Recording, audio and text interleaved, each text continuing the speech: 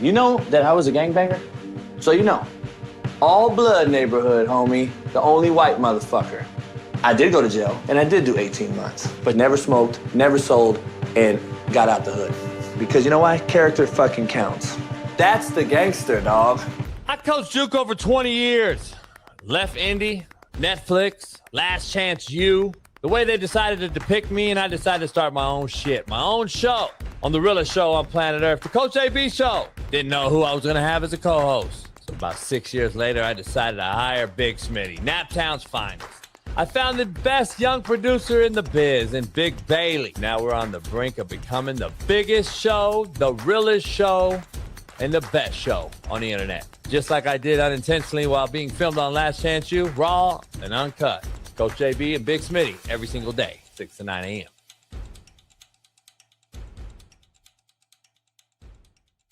I'm kind of a fucking big deal, bro. What up, what up, what up? Sports Encyclopedia. Steve Kim. Got Trent in the cut.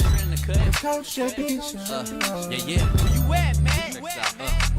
In the gym shooting, I'm Durant. You ain't shooting John Moran. No fucking stupid, we ain't losing. Grind like something to prove it. Came to conclusion that it's proven. Yeah, I'm proven with a reliable source straight from the mouth of the horse. Smitty and JB and Smitty from West Coast to your side. Worldwide, we in your city. Keep it 150. We never change what's happening. Hurdle and get it cracking. No capping, we never lack it. Light them up, you motherfuckers better be ready to play. I should have shot this bitch ass in the face. Gay shit, homie, I'm so tired of these fucking gays playing football in my sport. How did Mina Kimes get there? Well, guess who her husband is. Why are you allowing this broad on your network that doesn't know shit? Do you know what a 3 technique is? No. Okay, but you know football and talk football, and it's okay. That's why I can't talk to women in football. Your fucking slap dicks issues get pressed so past it don't get sacked like bags and baggage. Smitty and Jason Brown killed it, yeah, it's a rap. We what the game's been missing, we switched it and filled the gap. Smitty and Jason Brown, we killed it, yeah, it's a rap. We what the game's been missing, we switched it and filled the gap. To put the fear of God in these motherfuckers.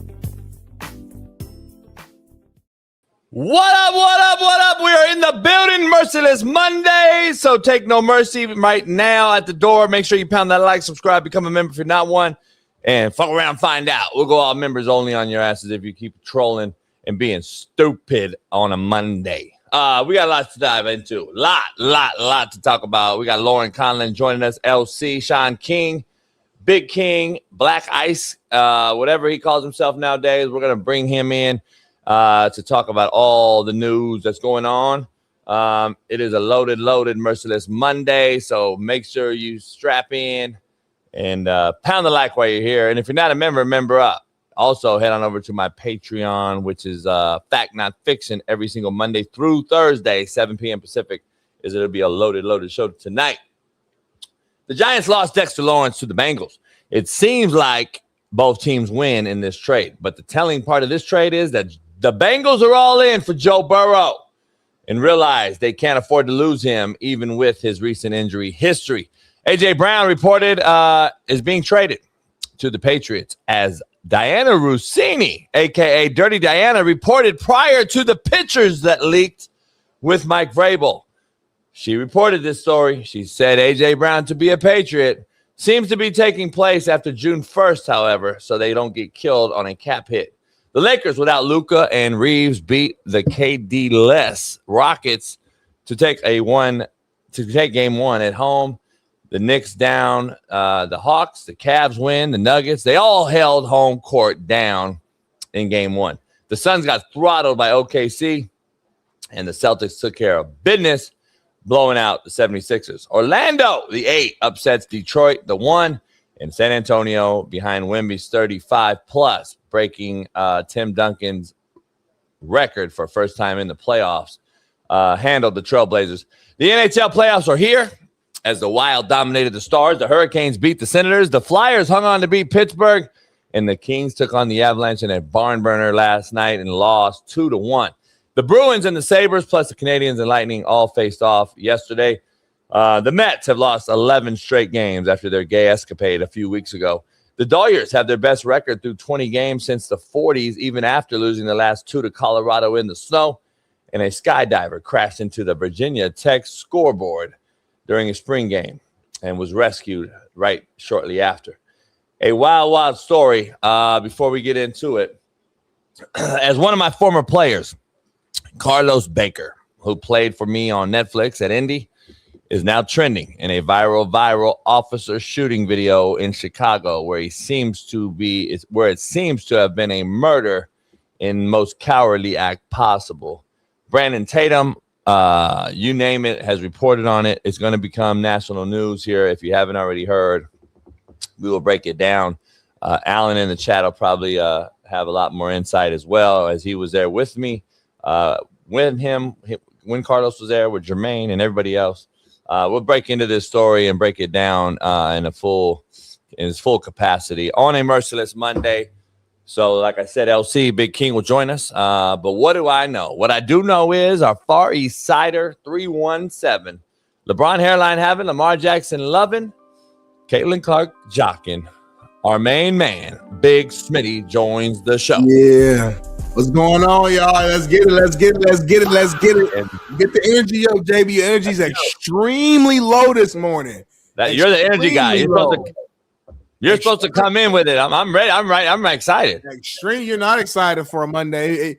You're talking like it's a Friday. It's been a long week. Like, what did you do this weekend to come here with this energy? We got John Doyle, Brantley, Fulaza, TPB 93, DFW, Texas 80, ETNA Cummy. We got Kevin Kite, A776, Antonio Hudson, and you can bring that type of energy on a Monday?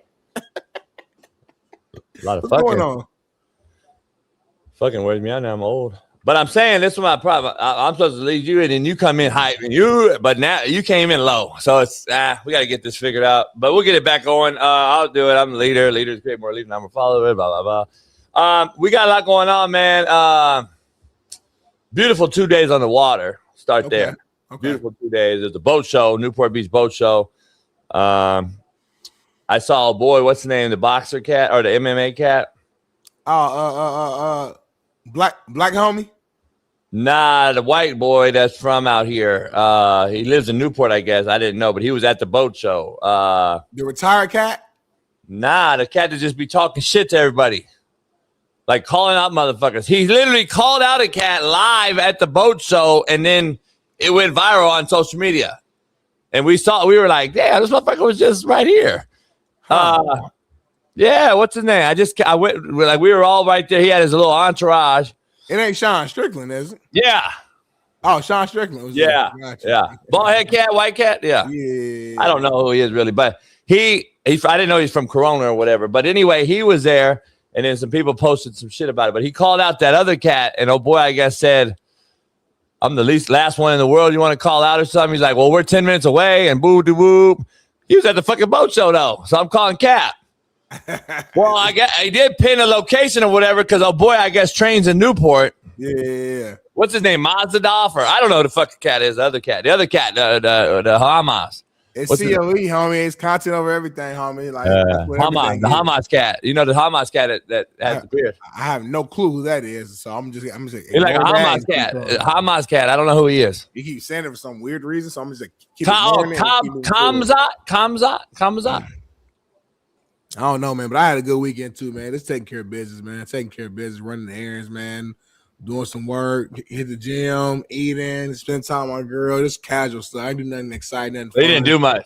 Busy week ahead. Had to prepare for a busy week ahead. Got an event middle of the week, going to a concert. It's NFL draft. It's all types of going on this week. So Sheldon pulling up this week for some business stuff we got going on. So a lot going on this week. So just getting my mind right for this. You keep saying a lot going on, but that had nothing to do with this show. So it's not a lot to me. Like, it just seems regular. What you just said had nothing to do with this show. We're just educating the fans about our real lives because this is the realest show, correct? Okay. No, but that. But we don't care about going forward. We care about what just happened because it's a Merciless Monday. I don't think you speak for everybody though. Huh? When you say we don't care, just say I don't care because that's you. And I in Spanish is yo. So that's for you. You don't care. I don't. No, yo. So you say that. That's for you. Don't speak for the chat. This chat got their own mind. They own ability to know what they like, what they don't like, homie. You know Spanish now? A little bit. We with my homeboy yesterday. He came out on the boat, a brother. He don't like the water. Y'all don't like the water and shit. So I'm breaking the trends with a couple of different brothers. Free came out Saturday with his son, and then my boy Rock came out yesterday. He was like, "Tell Smitty." He said the cat running out in front of the Compton sign. He said he was driving to work. He was throwing up, laughing. He thought that was funny, and I said, "I don't know why he thought that was funny because it depicted me." But then he said, "I'd be watching the topics," and he was like, "Yeah, I'm driving to work. I'm thinking, damn, that's tight. That's a good topic. I want to hear this." And then he said, all he hears is like, "I'm from Naptown, motherfucker, 317." He said, "We never get to the topic." Really? My homie said, "Oh, get to the motherfucking topic. I can hear the topic, and then all we hear about, I'm from Compton. I'm from Naptown." All we do is argue, homie. All we do is first hour. He's trying to wait for the topic, and it never gets to the topic. We never get to any topic. Real show. I told him real show. Homie. Is it real or is it just ghetto? Both. Real. That's real though. Let's get to the quote of the day right out the gate. Because this show is powered by Underdog. Make sure you use that promo code Coach AB. The NBA playoffs are here. The NHL playoffs are here. Baseball's in full swing. We got a lot going on. Smitty, some people never understand what you bring to the table until they see you at another table.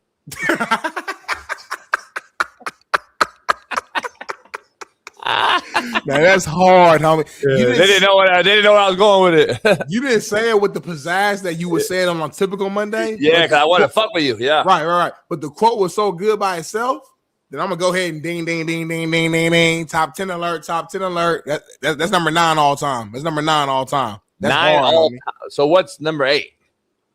Another day, another time. That's number 9 all time, homie. That's hard. Some people never understand what you bring to the table until they see you at another table. Right. They can't even. A lot of chats still like Keith Smith's like, fuck, what does that mean? He fucking retarded, but he don't get it. So it's like, we'll get there. Contrary to belief, brought to you by Underdog. Make sure you use our promo code Coach JB. Get $50 on $5 deposit right now using the promo code Coach JB. Smitty, better to be a wolf everyone hates than a donkey everyone rides. Contrary to belief. Yeah. What you say, homie? What you just say? Yeah, I mean, they're not ready for this. I know Merciless. Better to be a wolf everyone hates than a donkey everyone rides. Who else pointing? Huh? I was just make sure when you was pointing, it wasn't pointing towards me. Yeah. I had a camera. Yeah, so, top 3, chat, top 3 there. That's hard, homie. That's hard, homie. That's all we do. We got breaking news, though. Breaking news, I guess. What? Come on in, baby. What's going on here? Like breaking news? Or like what's breaking going on here? What's going on here? What's going on here? Huh. What's going on here? Huh. Everybody cracking up at that dog clip, bro. Everybody. Oh, homie. Everybody, bro. I was with TJ Hoosh the other day. He was training.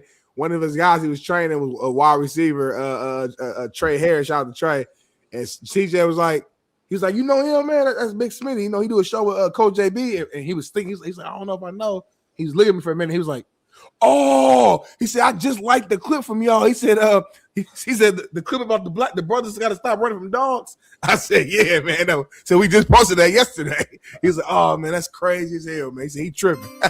So CJ said you don't fuck with him. Let's get this first. Got breaking news in the NFL on a Monday. Trent Williams and the 49ers have agreed to a 2-year contract extension, 2 years, $50 million, keeping him in San Fran's 27 season. Breaking news. Hey, man. Shout out to the Niners, man. They just get things done. The Niners get things done, man. Trent Williams, I told you, man, like I don't have the exact stats in front of me. The chat can look it up. But the Niners record without Trent Williams is very alarming. It lets you know like how valuable of a player he is for that team. There's been an argument some seasons in the media where people will say Trent Williams should be the MVP of the team, and it sounds crazy because he's a left tackle or whatever, but he's that impactful for that unit. So I figured they would get something done. It's been quiet for a while, so I wasn't I was getting a little nervous, but behind the scenes they've been working. Man, shout out to John Lynch, man. John Lynch don't get enough credit as a GM. We never really talk about it. We look back and talk about how great the Niners roster is, but I never hear people in the media say John Lynch is a bad boy. We never say it. So shout out to John Lynch. I'm getting it done. Go ahead. I think it gets over too much credit. I think we talk about him too damn much. We talk about the Eagles GM all the time. What's his name? Howie Roseman. How like you always just hear Howie Roseman's name. You don't hear like people praise the Niners roster, but they don't specifically exactly praise, like, say his name. Say my name when no one is around you. Say, baby, I love you when you ain't playing game. Say John Lynch's name, homie. A banger, though. I was just playing that the other day. Ain't that a good song, homie? I was playing the jacuzzi against my head. Yeah. Crazy. It just happened to come on, though. I didn't plan that as my head song. Cigar smoking while you've seen some videos. I just had a bunch of titties out, whatever. But yeah, that song was one of them, though. Crazy. So I know at the time, me and you, we've been working together so long, the energy starting to connect. Ruben says Skittles. Before we get serious though, real quick, this is what Eddie Manyweather said. Smitty, you got to smoke today. Smoke what? Today's 420 for all the weed heads. It's 420. It's what? It's 420. It's National 420 Day. Fuck is that? It's like National Weed Day. So all the pot heads, all the weed smokers, they make sure they smoke a lot of weed today. So let me get this straight. So they get a day. Well, I'm not saying like I don't know if it's like a national holiday, but it's something's been going on since I was a young person. Like all the weed heads, they get a pound of weed and they just in the house smoking, they hot boxing. That's 420 mean though. That's the date they chose. It's look it up, National 420 Day. I don't know the foundation of it, but it's been around for a long time. Let me get this straight. I'm serious too, by the way. I'm not like no. So there's Weed Day, 267 gay days, 1 Veteran Day. Y'all got the shortest history month. We got 1 Veterans Day, 4th of July, Memorial Day, 1 Labor Day, and the weed heads get the same amount of days as all of them. I mean, people that work today, it ain't like, we got Monday off to smoke. Like I'm just saying, it's something that they do when they get off work. They smoking weed all day. Some of them going to work high. So it's like a national, like it's Man of the Year Day or whatever they do. What is that shit called? It's like Halloween. Man Day or something. Everybody in the chat, if you celebrate 420, put a 420 in the comments right now. If you celebrating today, put 420 in the comments. I'm trying to see something. Oh, Ruben's gonna put it first guy. Put it. Ruben's high right now at work. Ruben's excited. Like Ruben didn't come out at all this weekend, by the way. I know he did. This smoking. Can't walk. He's starting to get a little tired of you too, homie. Shout out to Ruben. Got tired of me. He had his kids finally.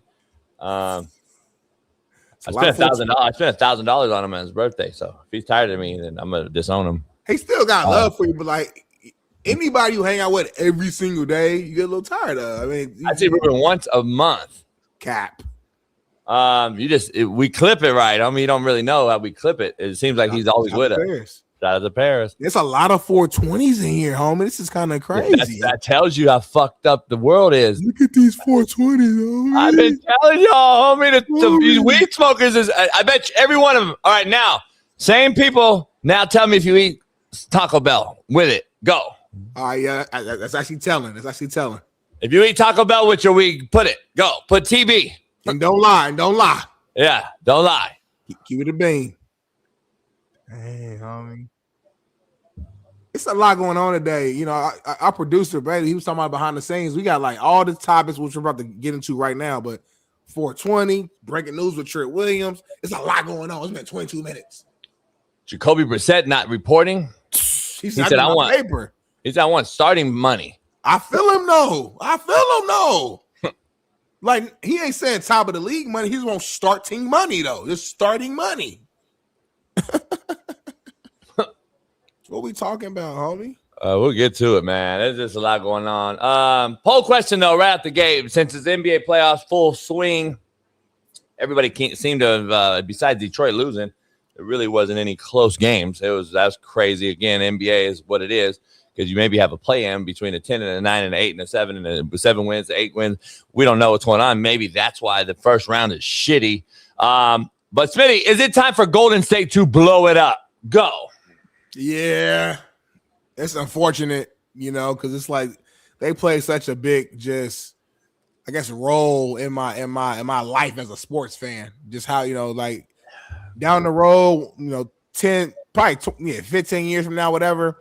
It's gonna be a docu-series about these Golden State Warriors and just the run they had, how they changed the game, the reason why you see all these teams shooting threes, and why DeLon Wright was on our show and told you, he said, unless you're like the star of a team, you're coached to not shoot the mid-range. They're saying get to the paint or shoot a three. Like, the reason why these threes has became such a big deal because the dominance that the Warriors had, and we know it's a copycat league. People want to try to copy and mirror what they got going on. So they literally changed the game, changed how people play.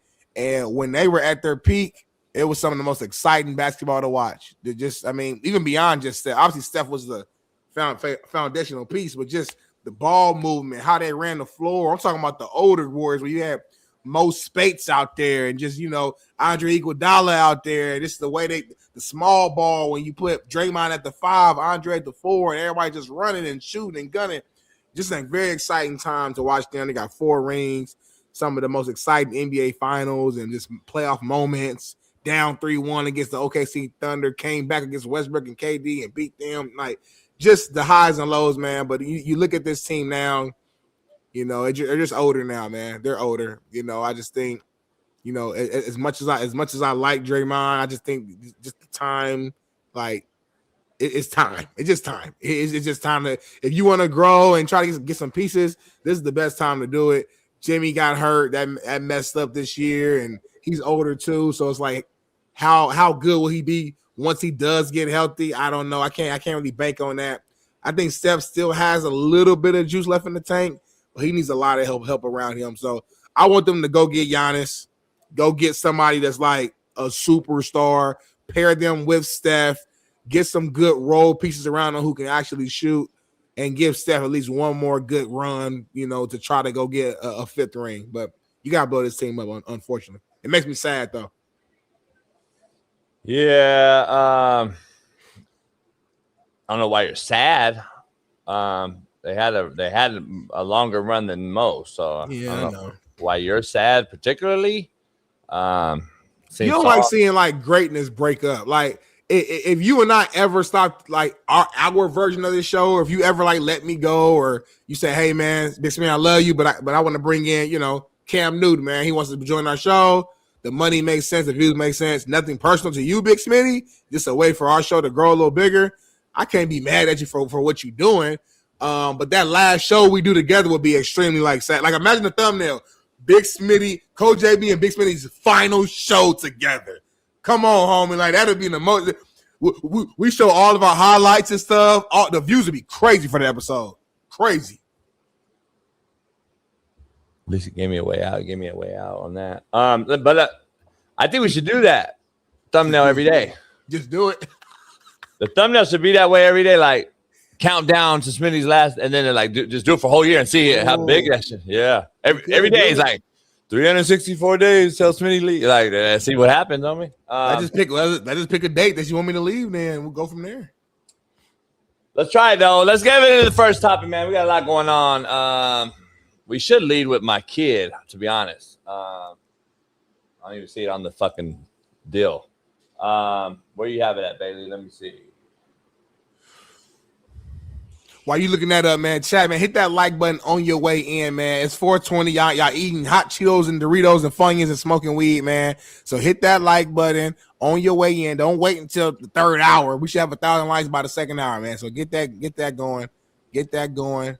Lock it in, bring it in while we getting all our stuff together. We the realest show, and we the most ghetto show as real, as well. We keep it real with you, homie. We looking for something, whatever. All right, baby, get your shit for it. We'll wait for LC. Smitty, let's dive into AJ Brown real quick before we talk about my kid. That's breaking news right now. Yes, AJ sir. Brown, dive into it. Yeah, AJ Brown is likely to become a Patriot post June 1, as you said in your intro. The Eagles remain open to trading AJ Brown. The Patriots remain highly interested in acquiring a star wide receiver, so it makes perfect sense. Understanding conversations are expected to resume shortly on or before June 1, likely culminating in a deal per league sources. As one source said about the Patriots' pursuit of Brown, they'll definitely be engaging then. A trade to New England is now considered likely. This story has kind of been around for a little bit, got quiet. Now it's back to being loud again, obviously being around in NFL draft. How big of a move would you say AJ Brown to the Patriots would be, JB? I don't know. Dirty Diana Rossini broke this story apparently, and now people are trying to hold it down. There's reports out there. Bailey will probably get it in. There's a report about fucking the Patriots tried to stop the report from leaking prior to those pictures that we all now have become infamous across America's internet. We don't know what's going on. She said it. Everybody was like, how'd she know? And now look at what's going on here. But the $40 million cap hit, will be split. And there's a reason why June 1st is the name. AJ's a cancer, AJ said. Alan said, here's the thing. Is he the guy you need with a young QB like Drake May? Because Jalen Hurts obviously can't handle him, and he's an 7-year veteran. Like a 6th, 7th-year veteran, and can't really manage them very well. They got a ring, though. I get it. So we can say all that, but they want a ring with him. So is New England the next? I don't know. Is New England set up? I mean, listen, if you really break down their playoff run, they had a great first year under Vrabel. They get to a Super Bowl. So however you want to go down through every game, I'm actually a victim of doing this too. I'm a product of it. Every week I always talk about, Bo Nix gets hurt on taking a knee, and then they play the next week. They benefited from that, and they benefited from a C.J. Stroud. Couldn't play a worse playoff game, and C.J. Stroud helped them with that win. And then so they're going through all these why they won, and then they get waxed by the Seattle Seahawks in the Super Bowl. Not even a competitive game. Are they going to take a step back this year to make my point? Is that the thing? How many holes do they really have to be ultra competitive to actually win a Super Bowl? How far are they away? I guess this closens the gap, right? I guess it would close the gap. They don't really have a true one over there. They have Hunter Henry, who I like a lot as a tight end. But they need a true one. I'm gonna be honest. Now, is he a cancer at Allen's point? I don't know. Is it him? Is it Jalen? We don't really know. I've heard other stories that Jalen's the kind of a guy. Like there's other stories. Fake good boy. Who knows? I don't know. We're not there, Smitty. I'm not gonna accuse anyone of anything if I'm not there. But we've seen the circus that it's become, unfortunately. Even though they still they get through a lot of it and win. Man, that's shout out to Sirianni for keeping being the glue to this entire thing. Because people want to talk all that shit they want. You got to deal with a lot of shit. Our main man AJ McCarron's figuring that out right now as a first-year head coach. He's figuring out how fucking crazy and theatrical a lot of these players can be and how you manage all of this together, plus a staff. Sirianni's done a hell of a job keeping that together to go to 2 to win 1. Yeah. And still face all this noise, outside noise, and continue to still be relevant every single year. Maybe you got to get rid of AJ, get a new start for both parties. I don't know. Yeah, man. Sometimes, like I just said with the Golden State Warriors, sometimes you just need a new start. It's not even about the player being washed or anything like that. It's just like for that particular team, you need a new energy. And we know AJ we've seen it. We've seen enough clips and moments. He's not happy. He's not happy with the offense, whether it's because having a new OC every single year and it's causing them to have to learn new systems, whether that's Jalen just not taking enough chances or giving him the ball enough, whatever the case may be. He's not fully happy. And sometimes you do need a change. And I think it'd be good for him. I think it'd be good for the Patriots. And then, for the Eagles, I guess it's to be determined. I think it depends what they get in the trade before I just jump out and say it'll be good for the Eagles. I got to see what they get because, listen, we can say all this about A.J. Brown. At the end of the day, he's one of the best wideouts in the NFL still. And he's not a guy you can just replace. Like, I like Devontae Smith a lot. I think Devontae Smith I think he can be A1, but it's different when you got him and AJ together. That's a different beast. You know what I'm saying? So he's not easily replaced. So I'm very curious to know what they would get in a trade. But yeah, I think it makes sense, man. And another thing too, like we always talk about just the back and forth, or between AJ and Jalen Hurts, and AJ don't like Jalen. It's just so crazy because ain't Jalen Hurts like the godfather of AJ's daughter? So like I know they get into it, but I wonder like behind the scenes, like are they really cool overall? It's just some football shit where they just not seeing eye to eye, but like because I don't know, just like how you the godfather of my daughter and we just beefing. Like, well, it is true, and that just tells you it's just kind of telling what it is. Because I never had a homeboy that played wire out with me. We'd argue and get into it, and we'd have like damn near throw blows. Yeah, but never would blast each other out in public. Never. We were still tight. If we were in the alley together, we're back to back and taking on all comers. But we had disagreements. Oh, give me the motherfucking ball. Shut the fuck up, motherfucker. Like that's normal shit. But we weren't blasting it out, reading a fucking book, blasting my homie out publicly. That's the part that don't make no sense. Whether it's just this generation of player, I don't know. But damn, you don't blast your homeboy out like that. I'm just telling you, not publicly. You fight about it privately, for sure. So that's the problem. This ain't our first time seeing like receiver losing it, Nah, but I'm saying that there's not a lot of fucking godfathers out here of their quarterback. Right. Yeah, that's the problem I got. Like, why are you blasting your boy out publicly? That shit needs to be headed in the locker room, dog. Like, that's what I don't get about this shit. Like, grown men don't expose the fucking dirty laundry every single day to the public when you got a quarterback who could be fragile up here, and you need to make sure that you're the guy. You're not the guy taking the snap, homie, with a rush coming at you, having to read all the different nuances of coverage in front and blind games and blitzes and all this shit. Plus, I'm already the quarterback. So I'm already in the limelight. And why don't you make it easier for your boy? You thought it was your partner. You're the godfather of my kid. Why don't you make it easy for me, not harder, homie? You're making it fucking harder reading a book, blasting me, bitching and moaning and crying outside. Come on, homie. It's time to go then. Yeah, no, that's real, man. Like I said, I respect QB so much, man. I was hanging out with for like an hour with CJ Stroud the other day, and he was just talking football and just talking about just all the stuff that you don't know that like the casual fan, whatever, just to understand that a quarterback got to go through on the team, and just he was talking about certain plays and just move. And it just alarmed me though. Like we even I catch myself sometimes being a media member now, whatever, be so quick to like talk down against this player.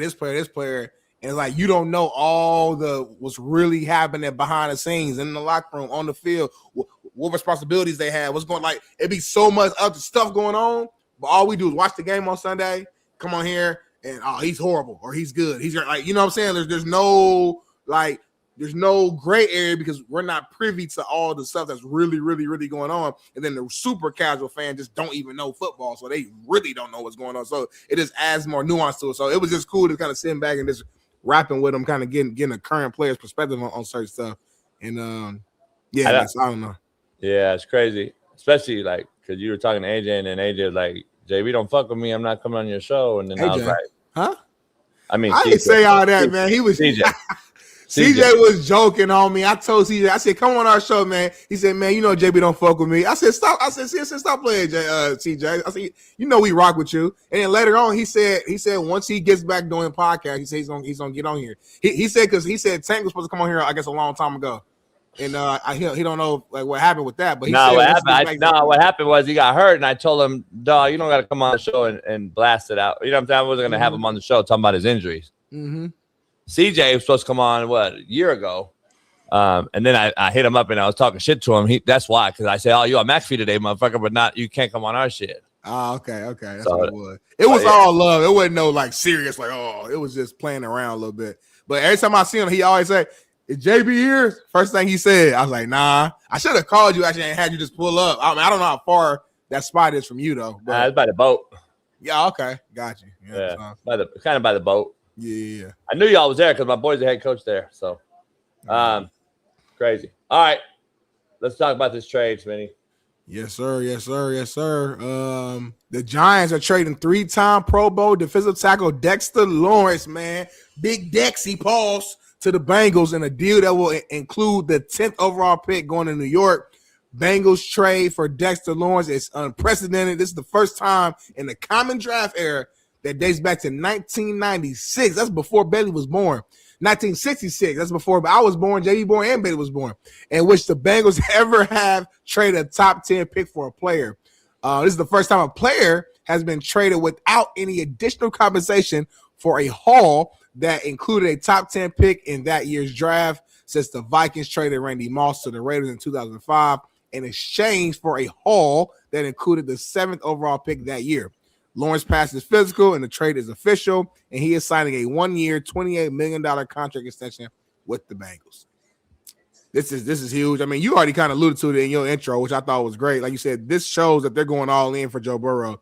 We know how bad that Bengals defense was this past year, and getting a guy who you could argue is the best defensive tackle in the game right now to solidify that middle is a game changer. You know, we know when Burrow is healthy, shoot, even when he's not healthy and you got Flacco, that offense is rolling.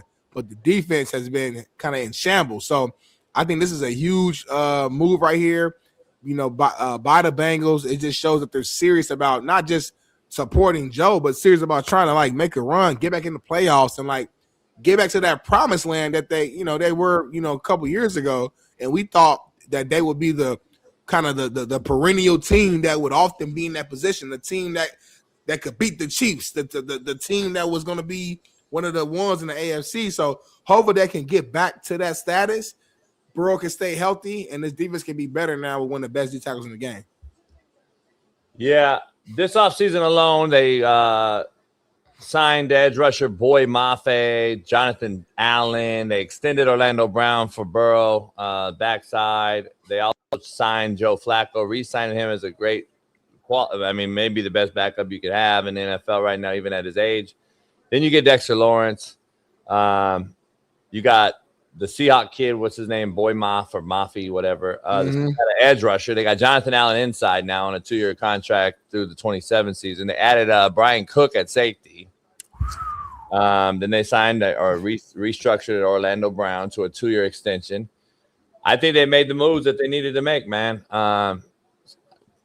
That's just my honest opinion. They signed also they extended Jalen Davis, a corner that's going to be pretty good. He's getting better. They got they lost, I think.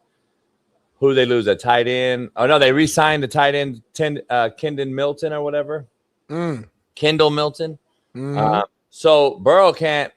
All the pressure, Smitty, just went immediately from the organization, Zach Taylor, the GM, to Joe Burrow. Yeah. All the pressure immediately just went to Joe Burrow, which is unfair, but fair. It's unfair, but it's fair. Like, it is what it is. Like, you can say what you want. If he stays upright and he's healthy, he's a top 1 or 2 quarterback in the NFL. If he's not healthy, the Bengals become real dog shit, even with Flacco throwing for 400 yards. But the problem is you got all that money, Burrow, and you wanted your 2 wideouts to get paid, which they got paid more than most tandems in NFL history. You now got everything you want.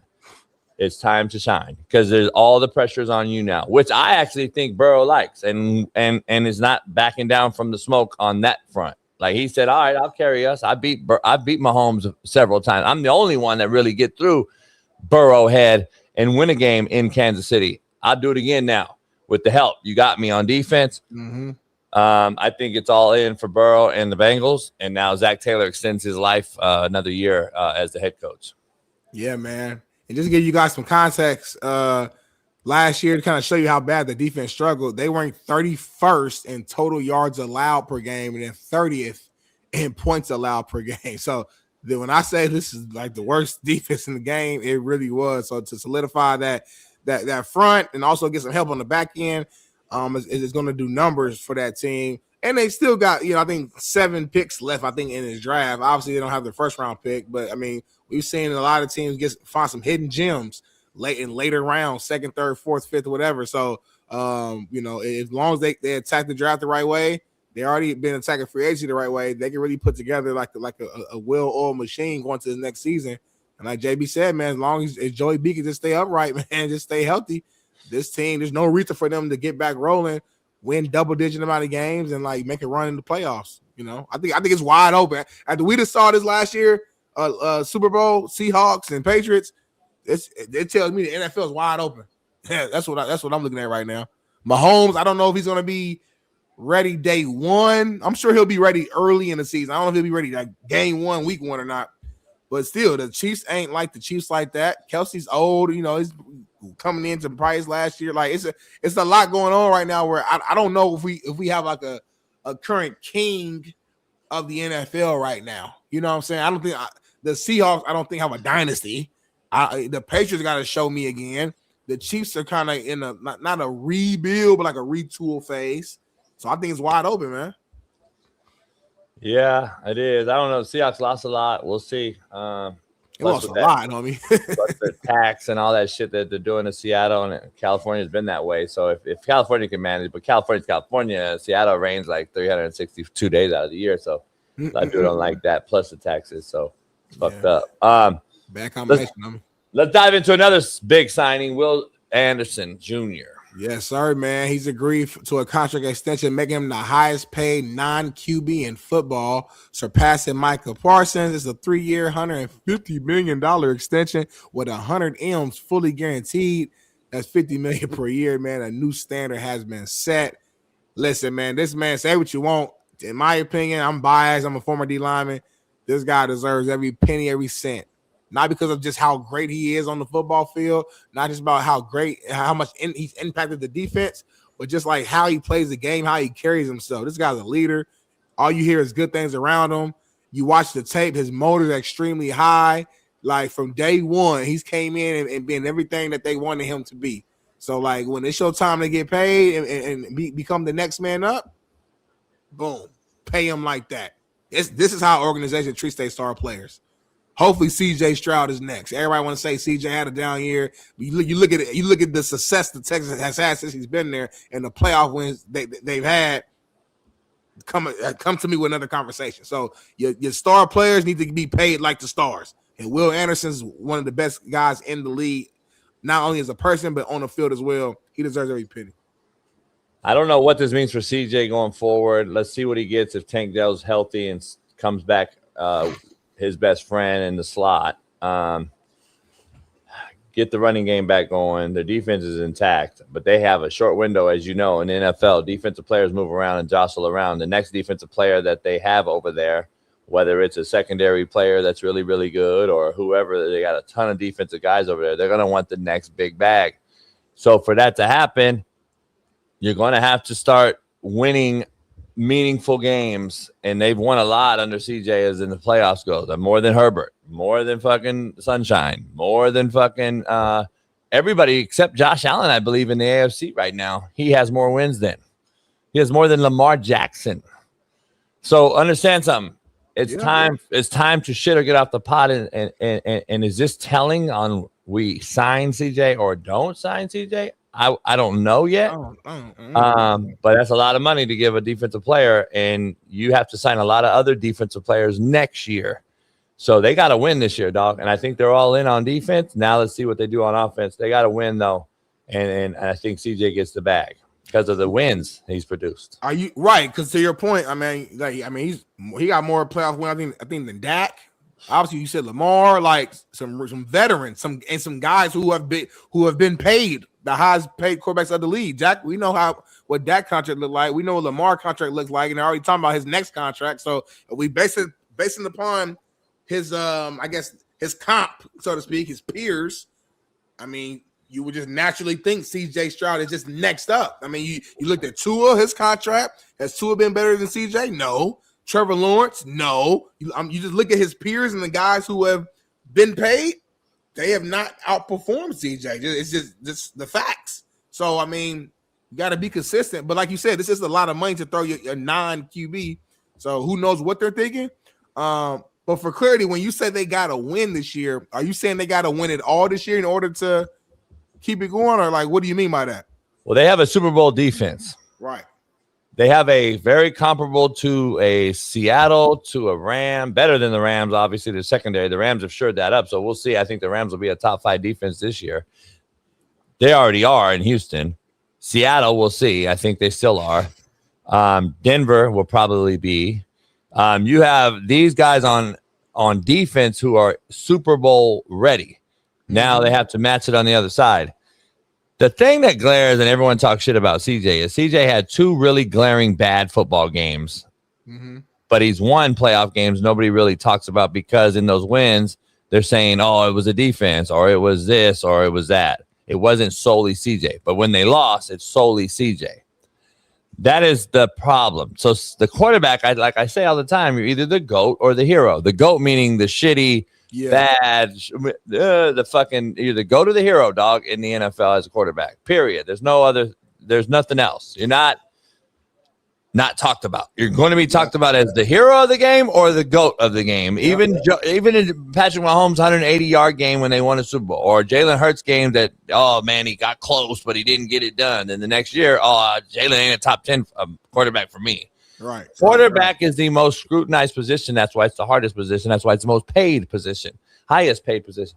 So if you have 2 bad, glaring games, they're going to talk shit on you, even though you've won more playoff games than your counterpart in Dallas, Dak Prescott, in the same state, Sunshine, Lamar, all these different players. So, like, you're just going to always look at the worst, take that, and boom, show it up front.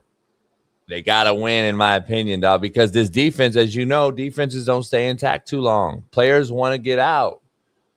We saw it with Lance Briggs in Chicago. We saw it with the linebacker right now for the Ravens. What's his name? That was in Chicago as well. What's the linebacker for the Ravens? My man's Roe. Who? Roquan Smith. Roquan Smith. Yeah, he's like, I want out. I got to win now. I want to go to the Ravens. Guys are going to want out of here soon because this money right here, this is not every player is going to get this. So the Texans know they got a short window, small window. I think they got to do it. I think they can. If Tank's healthy, and that's, we know when Tank's on the field, CJ is much, much better, period. He's more efficient. The tight end opens up in Schultz. He opens up the vertical pass game. And then we get the big bodied Collins on the outside. Yeah. Like, they're very good on offense if they can. And you got to protect them too, though. I'll say that because that O-line was crazy. So I know Patrick Clean plays for Pittsburgh, you fucking idiot. You don't listen, dog. Was Roquan Smith and Patrick Clean together in Baltimore, Smitty? Yes or no? Yes. All right. Just making sure. Like, I don't know what the fuck I'm talking about. I'm a fucking idiot. What's happening now, JB? That's what I want to get to next, man. What's happening now? Brought to you by Underdog. That's me over there on the right, JB on the left. And, man, this is a crazy story. Let me break it down, man. So a parachuter slams into the scoreboard at Lane Stadium in Blacksburg, Virginia. The incident took place before the kickoff for Virginia Tech's 2026 spring football game.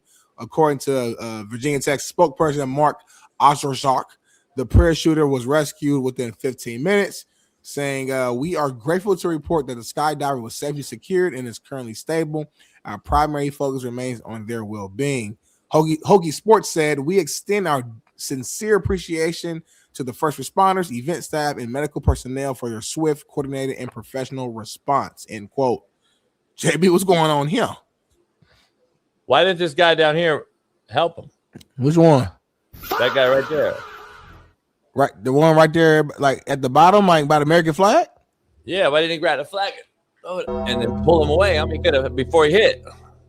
I don't know if that was even a possible situation, homie. Dang, bro, just hanging there?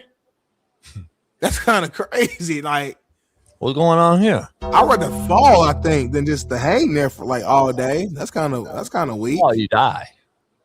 No, not necessarily. I'm saying like not fall from that point. I'm saying like so right. So boom. So it catches that. Hit that motherfucker too. He did not like come down gently. That motherfucker hit that motherfucker like hard. Rewind it again. Let me see him splatter against the thing. I'm saying this fall from here though, from the screen. They can catch. No, you don't fall from there. But right here, what up? That motherfucker hit that tech sign hard on me. He wanted to though, because he grabbed it real physically. But what if he missed it and went over the backside? That's part of the game. The game is the game, as Shaun King says. So he just dies. That's part. I mean, once you're in that position, JB, death is imminent. Like the death is one of them. It's one of the options. So you're trying to do whatever you gotta do to try to survive. So you gotta take risks. Because if you don't take a risk, you just let nature take its course. You might be dead right now, homie. So shout out to this man. Shout out to the team out there, the first responders for getting this done. How long did this delay the game, or did they say move the ball? I know in football they say move the ball, and you just keep playing. I would have said fucking rub some dirt on it and get back up there. No, you wouldn't, man. What? So if you was coaching Virginia Tech and this happened before your spring game, you're telling your players what? This had nothing to do with us. Stay focused. Let's get what, homie? Stay focused. Let's get this let's go out here and get what we need to get done. Because a lot of teams aren't having spring games like fucking Texas and all these. We're just taking full advantage of what's going on here. And let's get this motherfucker going. That had nothing to do with us. EMS and everybody will take care of this cat. He's cool. We don't know him personally. He was hired, right? He was hired. It's not part of us, not our people. Let's keep moving. We're supposed to stop the game for this? Real shit. Right hash. Let's go. I'm saying we're supposed to stop the game for this. This has no bearing on the game. There's not in the field. There's nobody stopping it. They don't have to go on the field. But y'all still gonna use that big board like during the game though. So like, so everybody gonna look at the big board like doing timeout. You can't read that right now when that old boy hanging there. You can't read it. You can read it, but it's kind of like it's a distraction, homie. He hanging there about to die. Hey Johnny, move your feet. What down is it? Second down, motherfucker. Let's go. Like move your fucking feet. Let's go. Tempo. Keep it going, homie. Real shit. No offense to this cat hanging, but let's keep going. We got shit to do, homie. Like we got limited reps. It's kind of hard though with the American flag kind of hanging like that though. It's kind of hard almost. That shit like a meme, yeah. What was that shit? Jurassic Park at the end. Then they got the fucking Jurassic Park flag falls down with T-Rex roaring. Yeah. Same thing right here, homie. Dead homie. And Enter the Sandman is playing Metallica. Come on, man. Yeah. Fight. It might be the new fucking promo cut. The new thing, homie. Yeah. See, I would have went up there and cut the thing and saved him. Oh, boy. Buddy. How would you get up there, though? Not just Buddy right there. Pull the flag, homie. Pull it. Those cats right there. They should have grabbed the flag and just pulled them away. So pull them away. Up or yanked them down is what you're saying. Then Buddy right there should have cut it. Boom. Saved, old boy. Save Buddy. And then they went back to they just told the field, like, hey, we're good. And then the game goes, homie. Oh, okay. But what's going on in the air, though? What you mean? Because I was on the yacht, and then there's a viral thing going on. Some cats on the boat. It's a big boat show, biggest boat show in the West Coast. Unbelievable, crazy. Bitches, it's just ridiculous. But anyway, some cat was like, man, they just had a issue at John Wayne Airport. You know, the planes come over the water leaving John Wayne, right where we are, right? Mm-hmm. And I'm like, what do you mean? And then when you see it all over social media, it hits literally almost. Southwest Airlines flight was landing in John Wayne while we were on the water. Fucking private jet just is on the tarmac, just coming out of nowhere. This motherfucker almost hits it, takes back off, comes back over the water. And then the guys on the boat were like, yeah, that's the motherfucking plane. He's having to now he has to get in line and wait to land again because other planes have already been set to come in. Because, you know, they come in whatever, 40 seconds, every 40 seconds. Motherfucker almost hit a private jet and then took off. I'm like, God damn, I mean, something always going on. Then, I get home, homie, I'm chilling. Let me show you what happened in the homie's backyard next door, homie. Next door? Yeah. It wasn't the landing anyone expected, but somehow a hot air balloon carrying 13 people landed in the backyard of a Temecula home. Hi, everybody! The homeowner was watching television around 8:30 Saturday morning when a neighbor knocked on his door. Go and answer the door. This My guy's neighbor. like, they just landed in your backyard. I'm like, what? Oh my God! And then Hunter and his wife Jenna, who had been in another room at the time, went outside. So I go into the backyard and I open the sliding glass door and there's a basket full of 13 people in my back. Why they just standing there like not trying to get out and like get Why cleared? they filming and they're not tripping? I would get out and try to like, because this is scary. I don't want to go back in the air. I'm trying to get out now and go call the Uber. You notice that? Yeah. I didn't want to bring it up today. I'm trying to like be different and not like bring that up. And I'll bring it call me a up. race baiter. I'm trying not to bring it up, but like, yeah. I'll bring it up. The white delegation disappoints me at times because we do shit like this, and I don't understand I don't get what does it give you? I don't get the adrenaline that this gives us on the white delegation, on the side of the white delegation I represent. I don't get like what do you want to do this for? Why do we go up in the air in a basket?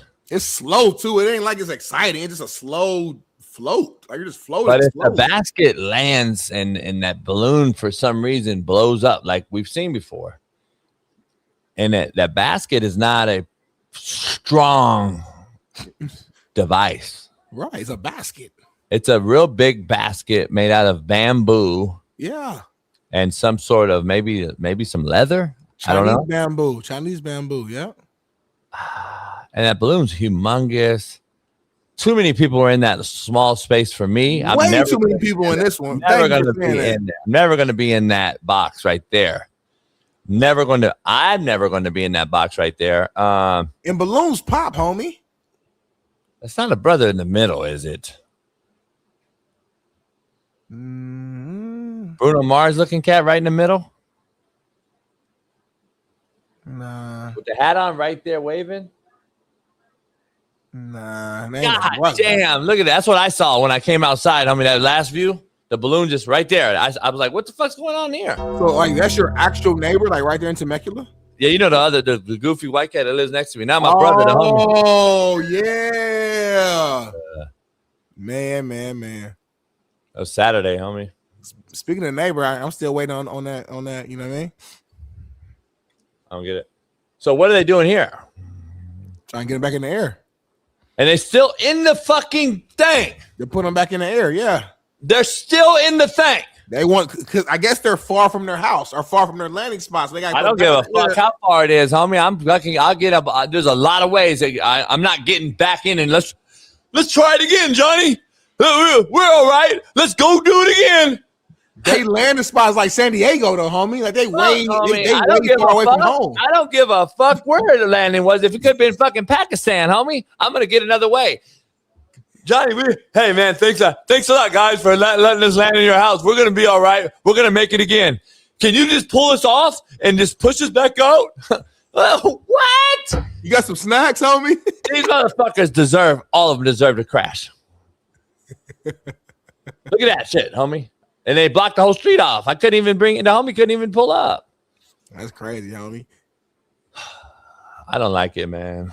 Fuck. Happy birthday to this cat. He's not a member, but it's his birthday, so I'm going to give him a shout out. Dan MRT, birthday today, 420. Born in 1969. That's an OG right there. You what, 56, 57? What are you? 57. Shout out to you, Dan.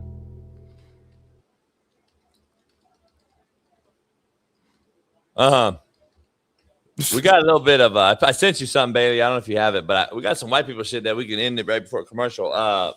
Crazy shit I've seen in a while. White delegation is crazier than that. It's disappointing this week. A lot of the white shit I saw this week. We get a bad rap. We got money, they say. We got money, and white people had the money, and you do this shit, the bougie shit. They do some crazy shit though. It was some hood shit. It's like BPS, but in a white people version. Okay. So they were scrapping out in the parking lot. Okay. Their house. A lot of white neighbors got into a scrap. Wow. Like a brawl. But trip how they fight. That's how they fight. Chaos erupts on a quiet street as families brawl with weapons. Hold on, homie. Is that a plywood? Well, no, that motherfucker got a bar. And then this cat pulled a machete, homie. And then this other cat has a crowbar. And this other cat has a hammer. Whap! Whap! Hammer! Whap! Hammer! Whap! And it's L4, and it's L4. Oh, he's tagging the old dude. Has a bar. This other kid has a bar, and then the bitch, the one in the pink has a machete, and then He got a weapon too. Look at the flower suit bitch with the flower pajamas. I mean, she got a fucking Shanker, a Mark Sanchez. How many Lauren She the Collins? main one with the Sanchez. Fucking bar and a hammer and an axe. Look, did you see everybody walking by? And they all just separate. It's like, see, when black people fight, we don't know when to stop. Like, until you might die. They just knew, like, all right, we got our hits in. Everybody just amicably split at the end. That was kind of crazy, homie. Like, did they call and meet and then say we gonna go at it for 30 seconds and we're done? Because they all just stopped fighting at the same time. That was impressive. That was kind of crazy. Is that the white version? Yeah, I remember. Was it last year, Chad, or 2 years ago, when the black folks, the dude was swimming in the water and he came up and like everybody was. It was a huge brawl, like right by like the boats. Y'all remember that last year, 2 years ago? Dude grabbed a chair. Yeah. Remember all the stuff was going on? Yeah. That's like the white version of that. Yeah. Let's since we got our wonderful, most important guest of the week on right now. Contrary to beliefs to Big King and Steve and everybody else. The reporting extraordinaire, the one and only, the most beautiful member that we have on our show. Wow, that's telling. Yeah, she's much more attractive than Matt, King, Steve, respectfully. We got other women come on the show though, so I'm just saying you got to think about what you're saying. Yeah, I'm gonna still say what I say. They might be offended. Is all I'm saying. Nah, it'll be all right. Sheena. Yeah, as long as it though. Let's get into it, man. Our main Monday news reporting extraordinaire, knower of all things, LC Lauren Conlin joins the show. Lauren, are you refreshed at all or still tired? No, I'm not. That's why I told Bailey, I'm like, I'm gonna jump early today. I'm crazy. So, but I love you guys, and I'll always be here. So, not going always. Perfect. Always. We're gonna do this for you anyway, and then we can take a break anyway after this because we usually take a commercial. We'll do it after your segment, so we don't take too much of your time. All right, let's dive into brass tacks. What's the main stuff going on here? Because we want to bring up a story with you too. We want to bring up a story that I have personal history with. Yeah. Oh, really? Well, I mean, today I am all over the there's going to be a big press conference in Los Angeles for the David case. And look, we don't know what's going to happen at his arraignment, but he's getting arraigned today. And we're expecting the DA to bring charges. The victim's family is going to speak at a press conference. It's going to be 11 a.m. for you guys, 2 p.m. for me. So I'm going to be streaming it. And, I'm nervous because I've been very invested in this case. And I'm nervous that it's a crappy case. That's all. I feel like there's so many problems with it, but I'll trust in the system, which is not a great thing to say either. But yeah, I'm probably too vague for the chat or the listeners, watchers right now. But it's the David case. The 14-year-old girl was found in the trunk of his Tesla. I hate saying that, but it's taken 7 months to get this arrest. And so many of us were like, I mean, if there was a body dismembered found in 2 cadaver bags of a child in one of our cars, I feel like we would have been arrested by now. But it's just crazy it took this long. So yeah. No doubt. No Get that in for later, Bailey. Get that in for later. All right, Lauren, real quick before we get into some other things, I got to ask you, I want to know if you know about this, if you heard about it. If not, maybe you can check it out. But so on Last Chance U on Netflix, I had a player I recruited out of Chicago area by the name of Carlos Baker. Okay, big, tall, 6'6" wide receiver, pretty stiff, not very good. Then he became. What does that mean in football? Stiff means like not fluid movements. The hips are kind of stiff. Switch, not fast switch, not over athletic, just big, tall receiver. And I wanted a couple big bodies. And then he ended up making the team the first year. But then he became a little bit of a head case. A lot of players that are in the chat right now will tell you that he didn't kind of go over well with the locker room. Became a little bit of a headache. So I had to cut him. But he is basically make national news. He's probably it's going to get bigger and bigger. Basically, he shot his partner. He's a cop. That's him. Oh. He shot her. She passed. Now there's video coming out that he actually hit her at a bar prior. On camera now that there's other video prior to the event. Brandon Tatum has also did a video on this showing a lot more detail. Smitty kind of saw it. I explained to Smitty that this guy played with me, dog. Like, what? So, yeah, he played for me. He was actually on Netflix. You can see him on the show here and there. But, yeah, she passed away. If you watch the shooting, I don't think we can show it. It doesn't really show it, but he shot her in the back, and it kind of looks like Smitty saw it. He's like, man, that's cowardly. Like, what's going on here? A lot of people think it was a love quarrel that's gone bad, and he had the opportunity to do what he did in the line of actual fire, like going that, like, something happened. A guy had a gun. He's like, got a gun, and then he shot her in the back. And if you see the video, it's crazy how. I guess, hold on. Sorry, I might be a little confused. This female officer, that's his partner, but he was seen at a bar beating up another female, or the same partner, another female? Her. The same one he shot. He was seen. So did he get?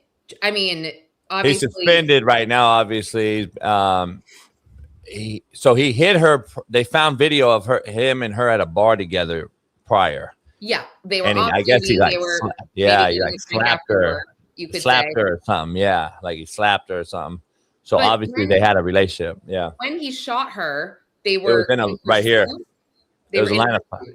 Yeah, in pursuit of a guy with a gun in an apartment complex in Chicago. They're up in the stairway, tight quarters, going to the room where the guy was. He's on the thing talking about officer down, officer shot. Yeah. He shot her. I mean, so he's suspended, obviously, while Internal Affairs is looking into this, but he hasn't been charged with anything, I'm assuming, because Internal Affairs is investigating. How long ago was this? This happened a while back, and now it's becoming again news that it happened a while back. This is June 2025. Yeah, last summer. Yeah. So what is the status of the investigation with him? He's just been suspended with pay, without pay since June. What's going on? I think he's been relieved of his police powers, I think. And I think the lady's family has sued both him and the Chicago Police Department, from what I've seen. Wrongful death, I'm sure. sure. The mother of the young lady, yes, definitely. They're suing Chicago police. And all I need to look at this. Is crazy. I will. That's why I want to tell you about it. It's crazy. Yeah. What's his name again? Tell me his name. Carlos Baker. Yeah. He's suspended with pay right now because legally they can't take his pay away, apparently. Yes, they can. I mean, if they find cause, only if they deem it a dirty shoot. I guess they're still investigating it, and they can't do it unless they know it's for sure a dirty shoot. That's what they're saying. So, and like, I'm obviously not a lawyer. Yeah, it doesn't look good that he slapped her. Well, I'm sure they have their phones, right, to see if there was some kind of relationship going on. But there's going to be a lot of calls between them, right? Because they work together. The whole Shaun Moore thing and his employee. But like, I hate to say it, but it'll be really easy for him just to be like, just because he slapped her doesn't mean he purposely shot her. But yeah.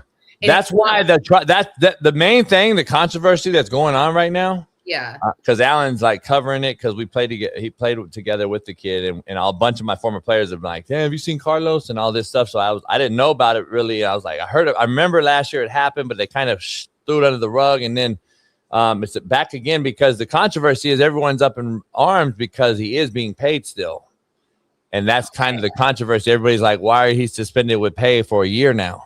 I feel like, so this TikToker, they're saying unalived his partner, then beat up female officer. It's making it look, the reason I asked you if it's like two different people. One. Yeah. So you just told me it was the same. He slapped her and then he shot her. So what is, prior, apparently they're in a bar together hanging out, and it looks like he put hands on her in some sort of way. So everyone tied it together as if they had a lover's quarrel or a relationship of some sort. I will look into this. Then later on, apparently he shot her, obviously. So obviously that's kind of, they're tying it together like they had some type of beef or something. So we don't know. Did he have like did you notice any weird incel vibes or like any vibes that would say that he doesn't respect women? He doesn't. I mean, yeah. Allen said he was a low key hothead in the locker room, so players didn't fuck with him, is what he said. Allen said this: he's been trying to cover his steps. Carlos been calling all restaurants asking for camera footage to get them deleted. That's so, he should know that. That's like.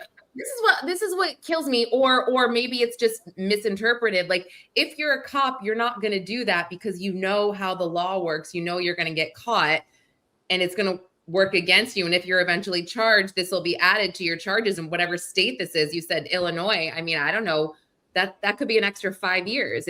I just think, I don't know. I mean, listen, maybe when it's you in the hot seat there, all bets are off, and you're just like, I don't give a shit. Like, I'm just, like maybe it's. The 5 years is worth deleting some of this. I don't know. It's tough to say, but they claim he waited like 2 minutes and before he provided aid to her as well, allegedly. So I don't know. If you watch that video, Lauren, I'll send it to you. If you watch the video, it's like he's on the mic talking to the cops, come up the stairs talking about she shot, my partner's down, blah blah blah. Okay, send it to me if you don't mind. Yeah. I want to see. That's crazy. Smitty watched it. Smitty watched it and was like, that's some shit. Like, that's cowardly as fuck. What it looks like, at least. Yeah. And you know what's crazy? Like, she's in front of him. She's in front of him, like going in the door, and he's behind her. Yeah, he's 6'5", 6'6". That's shady. And like I said, this definitely does not have any press coverage or nearly enough, because if it did, this would literally put the Chicago police under fire to charge this guy. I guarantee the minute a big outlet picks this up or it starts to go viral, charges are coming. There'll be way too much pressure. Way too much pressure. That's awful. She was so pretty. That was like, oh man, what a bummer. This guy's, I don't know enough, but he seems like a bad egg. Yeah, it's pretty bad. I mean, if JB cuts you, and JB give you a lot of like chances. If JB cuts you, you probably a bad dude, man. Yeah, and if the guys are saying in the locker room he's an asshole, even they didn't say it, I'm paraphrasing, but that also says a lot. Like, you're not even a team player. There's no camaraderie. Nobody wants that either. I feel like. Sorry, my hair's so frizzy. This is the first time I'm like, sorry, it's been a morning. I'm very sorry for doing my hair on camera, but it's just very frizzy. Your hair is popping. We ain't even. If you didn't say nothing, JB and I. We weren't even privy to any frizziness. What we, JB? Okay. No, you could do your whole hair if you want, like live. Oh, thank you so much. Anyway, sorry. Okay. All right. Now let's talk football. Let's talk sports real quick. Yeah. Have you dove into the Terry Rozier anymore, or the D Jones case anymore? Okay. So I am going to go to the change of plea. I think other pleas are coming. I spoke to, but I'm not talking about players. I'm talking about the mobsters. Other pleas should be coming. Terry Rozier, there's going to be oral arguments where his attorney is trying to get this case just dismissed against him. I believe Chauncey's attorneys are doing the same, but there's not a date set for these oral arguments. I don't know. I think this case is kind of a joke, to be honest. I'm at the point where I'm going through the filings, and granted, I don't necessarily understand some of the sports book betting rules and stuff like that, but it just seems, I don't know. It just seems like they really want to get back at the mafia for how much money they made. And I go back to your boy, Tim Donaghy. They seem like they really want to get these guys. Like you know what I mean? Are you yawning? Am I boring you? You just covered your mouth. Smitty's like, oh. No, I had to burp. I had to burp. Boring you with this? Like, I had to burp. Burp out loud. Not me. No, not me. I'm on the hair thing now, but no. Black people, when we burp, we gotta cover our mouth. When we sneeze, we cover it up. White people, when y'all sneeze, y'all just sneeze. Y'all just burp. Y'all just fart. Y'all do nothing to like hold it in or nothing. When people sneeze, I find it to be the most annoying thing in the entire world. I cannot explain it. And like the people that sneeze over and over and over again, I'm just looking at them like, oh yeah, leave the earth, get off the earth. To me, it's a gay act. I called somebody that yesterday because they just kept doing it. I'm like, oh, you're fucking gay. It's soft. Like, what are you doing? Like, shut the fuck up. Sorry. Hold on. Yeah. I'm sorry, Lauren. For clarity, you're saying it's gay to sneeze? Like over and over and over. Yeah.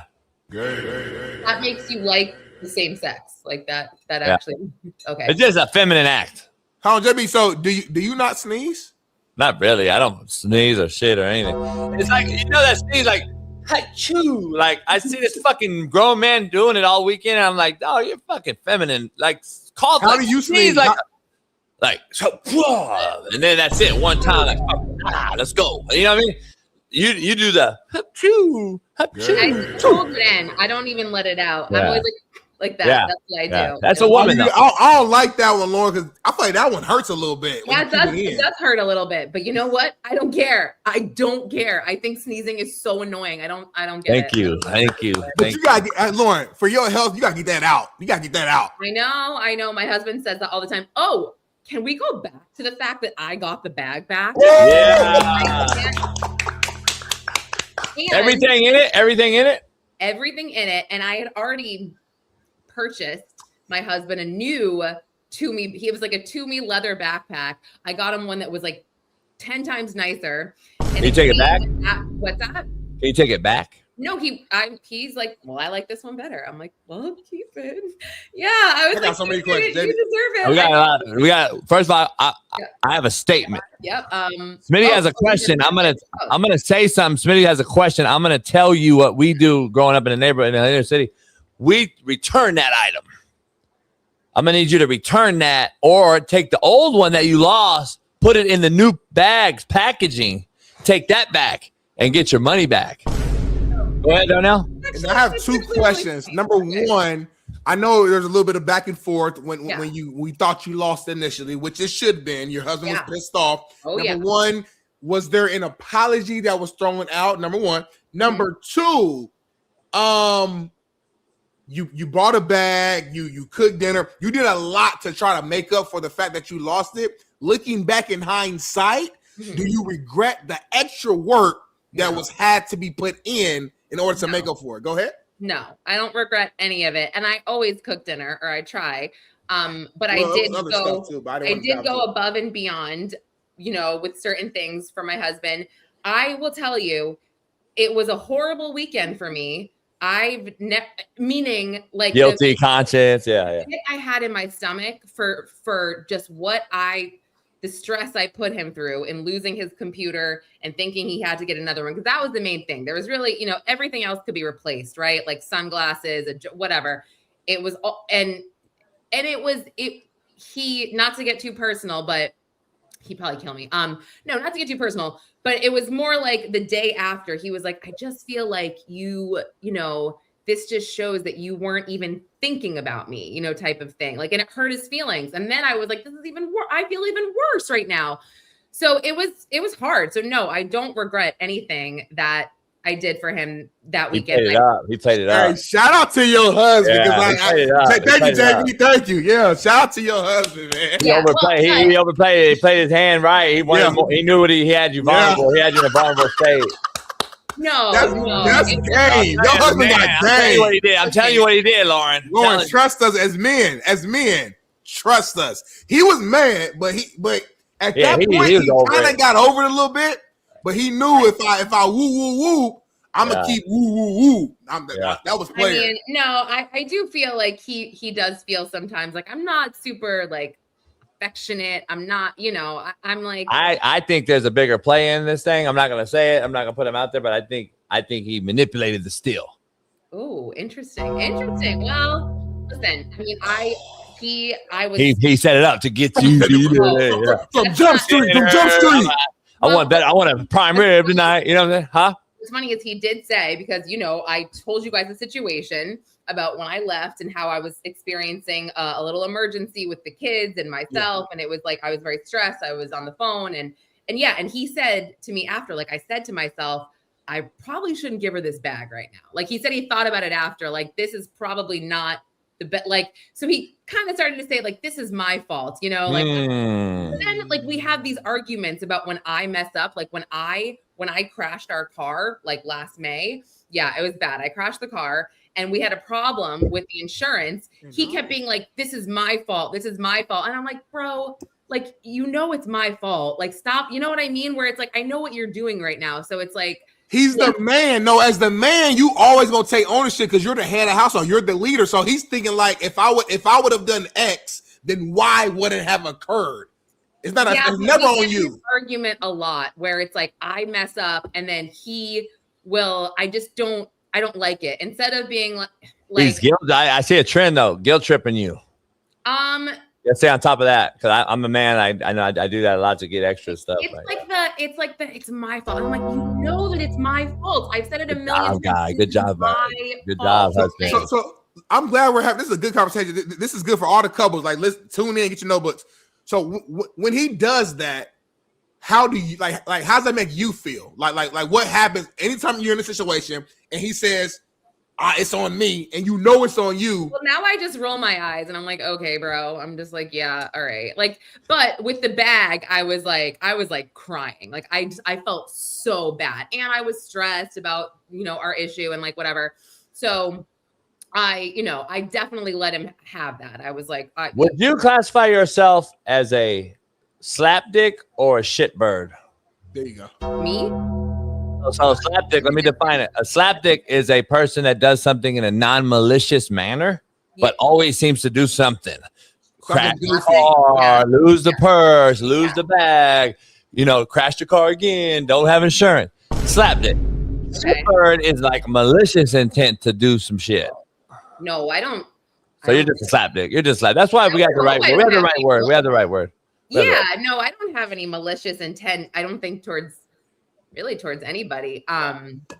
No, and I wish I wasn't like this though. Like I think about it all the time, and I have like a notebook next to my bed where I will write things down when I wake up, and because I forget. So I don't know. I just feel like, I don't know if you guys can relate to this, but like what got me through school is like my short-term memory where I would cram for a test. Yeah. I would, pass the test. I would get like a B, whatever. Yeah. And then I would forget everything the next day. I wouldn't actually retain or understand the information. And so it's like, I feel like my memory has been working overtime my entire life. So I'm just forgetful now. I'm with you. I didn't take the test. I had somebody else take a test, but I'm with you. I know I paid the other person to do the test. All right, Lauren, before you go, we have a short time. I'll dive into Damon Jones, who's been on our show, and you blasted him last week.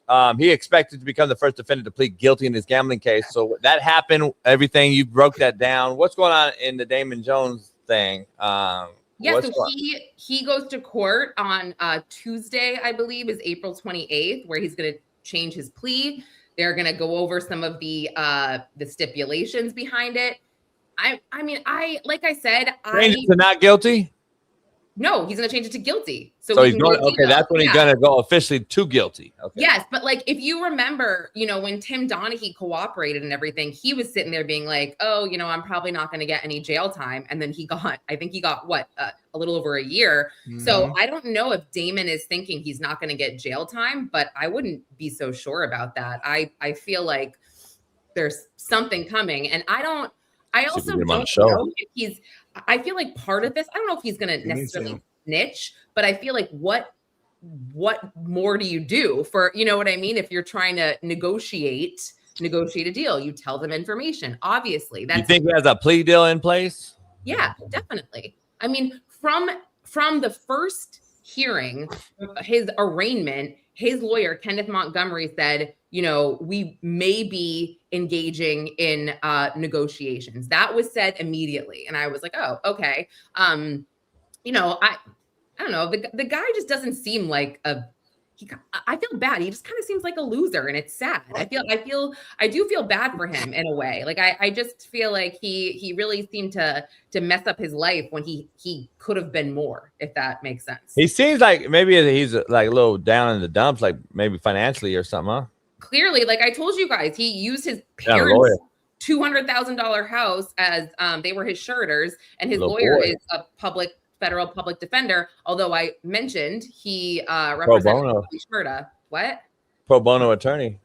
Yeah, and he's not his attorney. I felt really embarrassed because I went up to Damon, I think, and asked boy. a question or something at one of the. What are you laughing at? What is so funny? Not No, he's doing like what a little boy would do. Can you keep going? So I was just saying, like, I went up to him to ask him a question, after the hearing, whatever. And I'm talking to him, and he's very nice. He's very pleasant. And his lawyer's right there. And then, after I asked my question, I think I just said something like a pleasantry. I don't even know. And his lawyer essentially looked at me and he's like, do you mind? Like, can you fucking go? Like, it was like, he didn't say those words, but he basically was just like, all right, like, run along. And I'm like, oh, okay. The pro bono attorney? Yeah. Mm-hmm. Yeah. I think his lawyer watches our show, and last week when you came on here, you were a little tired, you were a little upset, and I think you called Damon like a soft ass snitch, and so I think the attorney probably saw that, so he remembered your face, and he was a little upset. No, that didn't happen. Not at all, but that's totally fine. I remember exactly what I called him. I was a little tired. I know what I called him. I'm not going to say that word again. It's an ugly word, and I should not be saying it. I don't like to say ugly words. You guys seem to pull it out of me sometimes. We pull it out a little bit. It's kind of like, you adapt to your surroundings a little bit, and I hate that I do that with you guys sometimes because I really don't do it on other shows. I'm pretty. We hold on, JB and I, we don't even say ugly words on this show. So how do we pull it out? Well, yeah, you don't at all. You definitely don't encourage. No, not at all. What's the ugliest word that we said on this show? Listen, I'm not gonna say. I'm not. JB. All right, Lauren, before you get out of here, gotta break down one last thing. Mm-hmm. Over the weekend, I don't know if you're gonna dive into this case. If you heard about it or not, we're gonna dive into it. But a former receiver that plays at the University of Georgia. If you don't know, Georgia's had a litany of driving issues, DWIs, arrests, more than any other school in America. Yeah. They had a receiver named Zachariah Branch, who is widely expected to be a second round or a day 2 draft pick this year in the draft, which is coming up this week. He was arrested Sunday morning in Athens, Georgia for misdemeanor charges. Apparently was obstructing public sidewalks and streets and prowling and one charge of obstruction of a law enforcement official. This is dumb. Who cares? Per the Athens Clark County arrest log, Branch was booked. Here's the thing, though. Branch was booked at 1:26 a.m. and released at 3:44, 2 hours later on a $39 bond. Hefty. Okay. I mean, this Have you seen a $39 bond? I've seen $0. I've seen $0 before on purpose. I've seen $1. Sometimes actually that will happen with like illegal immigrants. They will want some kind of bond just to be placed so they can say they don't want to pay it. So therefore they don't leave the jail and get arrested by ICE immediately. But yeah, I've seen things like this, but this is stupid. This is weird. Sorry, but why do we care about this? JB, he's another football player at Georgia who is about to get drafted, and basically the story out there online is it's a nothing charge, but he got charged, and you're about to get drafted. Stay the fuck out of the way. Go be smarter. Blah blah. That's kind of what's going out there. Right. Some people are saying he didn't do shit. He was just sitting there, and So, but a coach like yourself would look at this and say, well, do we want a troublemaker that's roaming the streets at, after midnight doing stuff like this? So he's projected to be a day 2 pick. Now, are you projecting him to be like a last day pick type of thing? We don't know. I don't know. I think it'll come out once more stuff comes out. We'll see. Maybe it was a nothing burger. I don't know. Yeah, but so this is basically just big news because the draft is this week, and it just okay. So and Georgia has like I said, they have the most players of any other school in America arrested in the last, I think, 2.5 years. Smitty, they have like 39. Yeah, that's insane. Some crazy number. Yeah.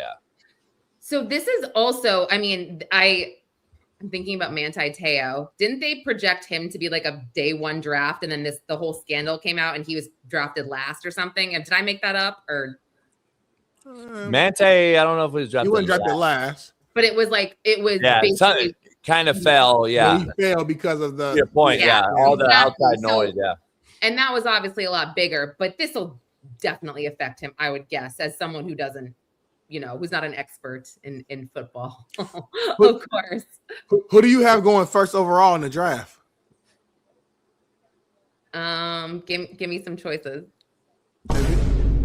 Fernando Mendoza, who you picked Indiana to win on an actual pick one day on this show. You actually picked Indiana, and you were right. You had a better day. You had a better day than Shaun King, who does betting on our show.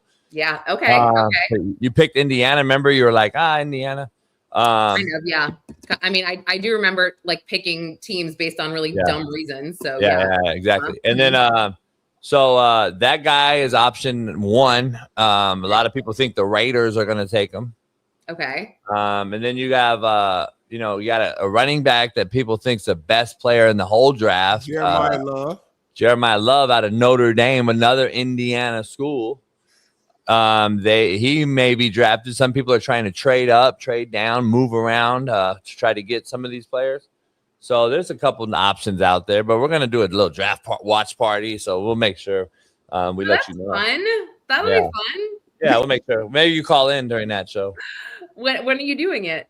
At night, sipping wine or something. It's at night because the draft starts like an after whatever time it'll start. What day does it start? Thursday at 5 or something? When is that, Bailey? Okay. When does it start? Yeah, so we'll see. Yeah, we'll do something. Maybe something happened by then, like another arrest, or D. Jones gets a real attorney or something. Something maybe happen. Fly you out. I don't know. I think do it from the yacht.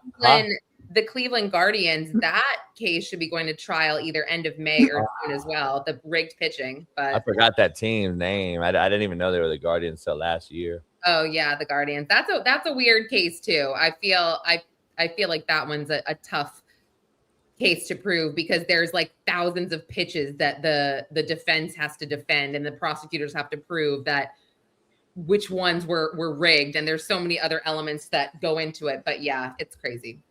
Yeah, there's no doubt.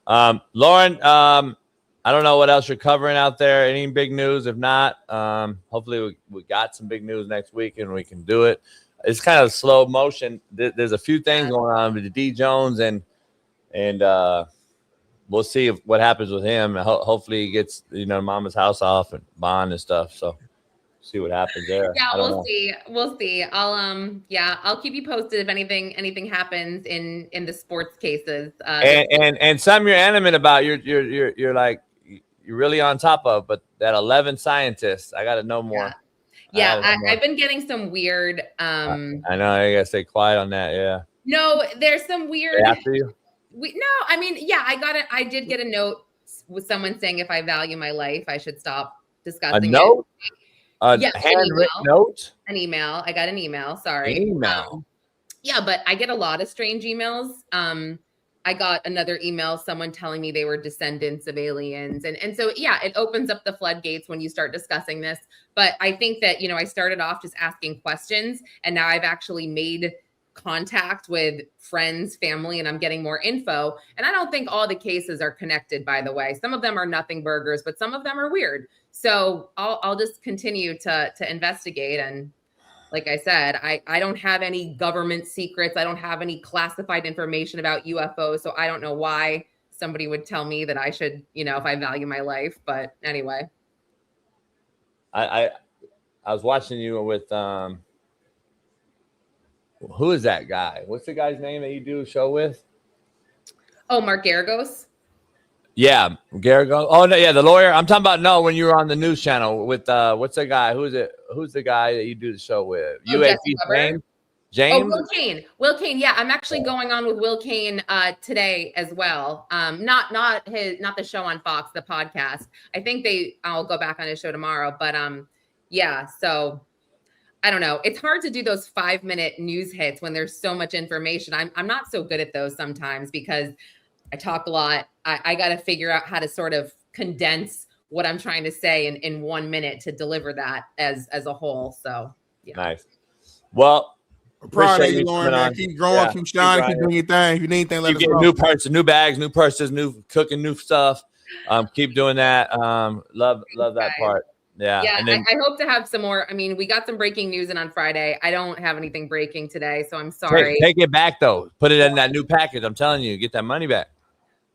No, he's going to keep it. It's a gift. He's so happy. So, But now he has 2. he does have 2. That is okay. I have lots of bags, so I think he can have 2 backpacks. He's allowed. Smitty went back. So all right. Well, we'll see you Monday. Be safe out there. Be careful. Any emails, forward them to Smitty. If you got any thing, we'll decipher. We got a guy that'll hack it, get his IP address, and we'll find them. If I get threats, I will definitely. Yeah, send the threats over my way. Right. Bailey will figure it out. Have a good Monday. Bye. See you Monday. Peace. Smitty, let's take a quick break. We got a lot still to unpack on this show. A lot of topics left, man. So much noise, so much news. Yeah, we got a lot going on. We may have just breaking news. We got stories. There's all kind of shit. It's too much news, really. OKC, they blow out the Suns, and your boy, they say the MVP, he was horrible, man. He was garbage. I watched the game for the boat, but he had 20 free throws, though.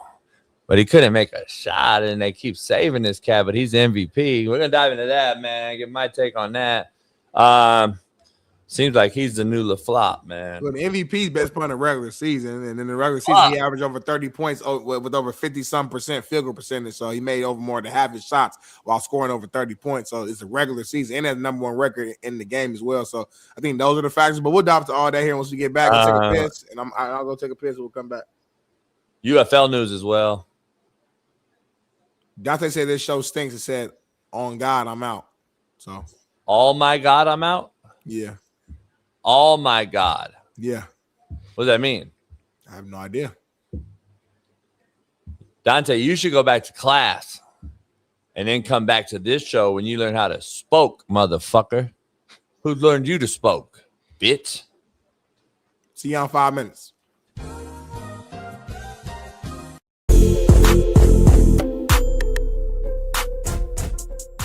Hey, well, fuck it. I'll go home tonight. I'll drink my yak and smoke my stick, and I'll get it back cracking.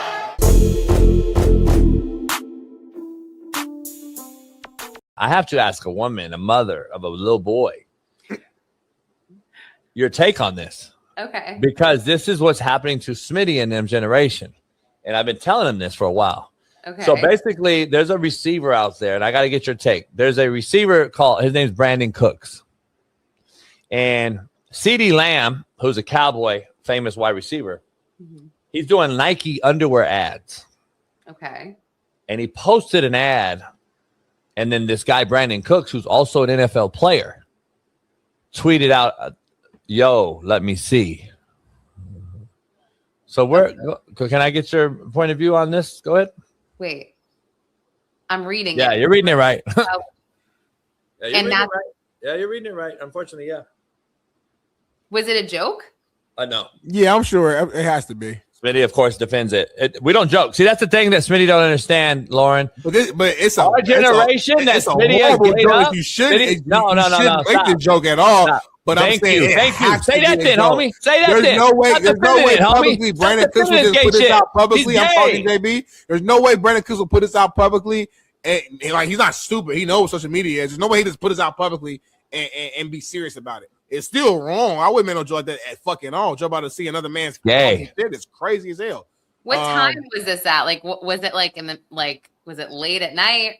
Was it afternoon? I'm just curious. Why are you asking that specifically? Because if he had a few drinks and he was feeling, confident enough to So you're condoning the gayness. So you think gay is gay. So you're calling it gay. Yeah. Thank you, Mom. Thank you, Mom. Thank you, white mom. We just broke a little bit of a curse, Smitty. She's going to break the white mom curse. She called it out for what it is. Thank you, Lauren. It doesn't matter when it is. It doesn't matter when you make this tweet or whatever, this comment. Monica's absolutely right. I agree with Monica. Now you do. So I never disagree. The problem comes in defending. What I'm saying. Nah, you come in defending gay, and then you go on the other side once a couple women say something, homie. Stop. Lauren said, "Is he playing? Is he joking?" I said, "He has to be." That's literally all I said. Yeah, no, he doesn't have to be. Doesn't have to be. And then you took that.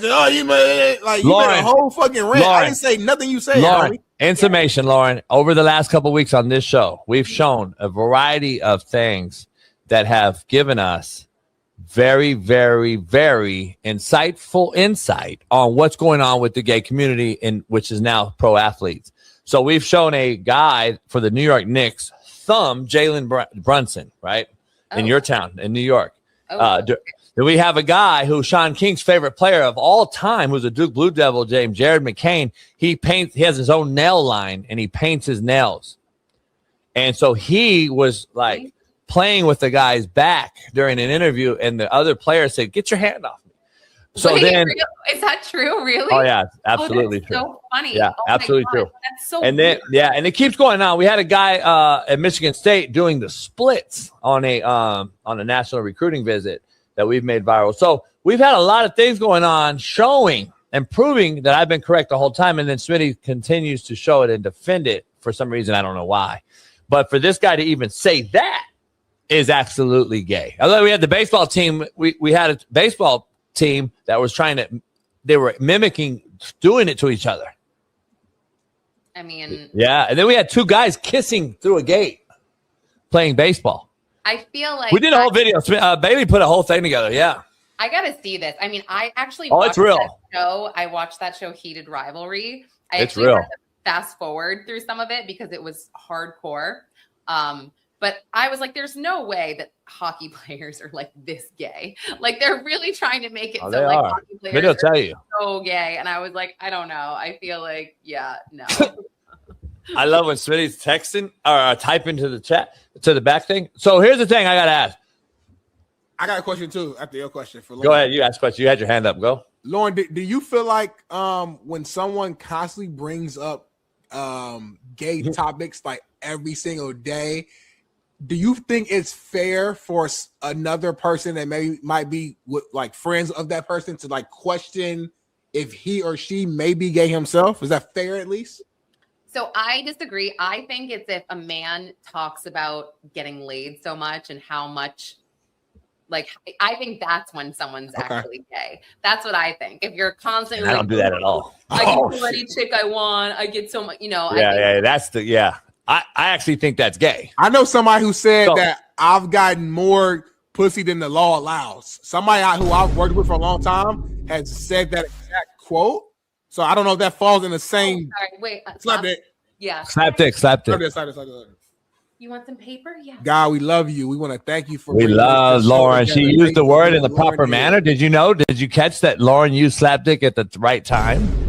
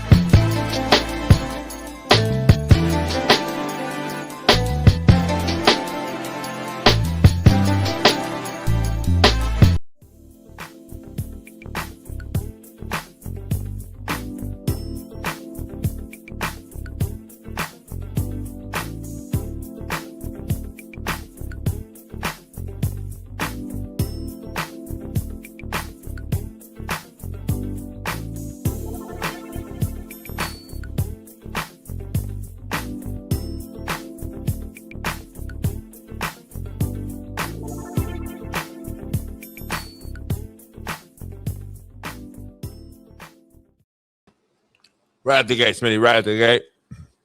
Address this. This guy said CJ Stroud has outplayed Lamar Jackson. No, he did not. He said playoff wins. He said playoff wins. This is the internet. This is the internet right here. This is the internet, man. This is why the internet is so fucking gay. I say that. Never said he outplayed Lamar at all. I said he has more wins already than Lamar. People take words and then they fucking spin them, and then they're so protected because of their keyboards on their phones that they say anything. They're just fucking nobodies, and they're no member. They're not a member. We're gonna have to start taking this member thing to heart, serious, because you're a bunch of fucking nobodies and you're trolls. So glad this guy right here defended the white and on the show. So It's not about defending white. I just defend the truth. The energy has been weak today, fella. Jason, you got to do better and set the tone. It's from my guy Mahmoud Muhammad. Well, you're Somalian. Shut the fuck up. That's racist. I can't allow that. Let's dive into let's keep let's dive in. Let's dive into Pat Fitzgerald, man. Yeah, man. There's a video here that we got to show, man. Pat Fitzgerald and Michigan State have gone viral for the first ever Dizzy Bat hot dog race in Spartan Stadium history, man. Check this out. What time is it? What time is it? Remember, the players have to spin around 10 times before they move on. Remember, 10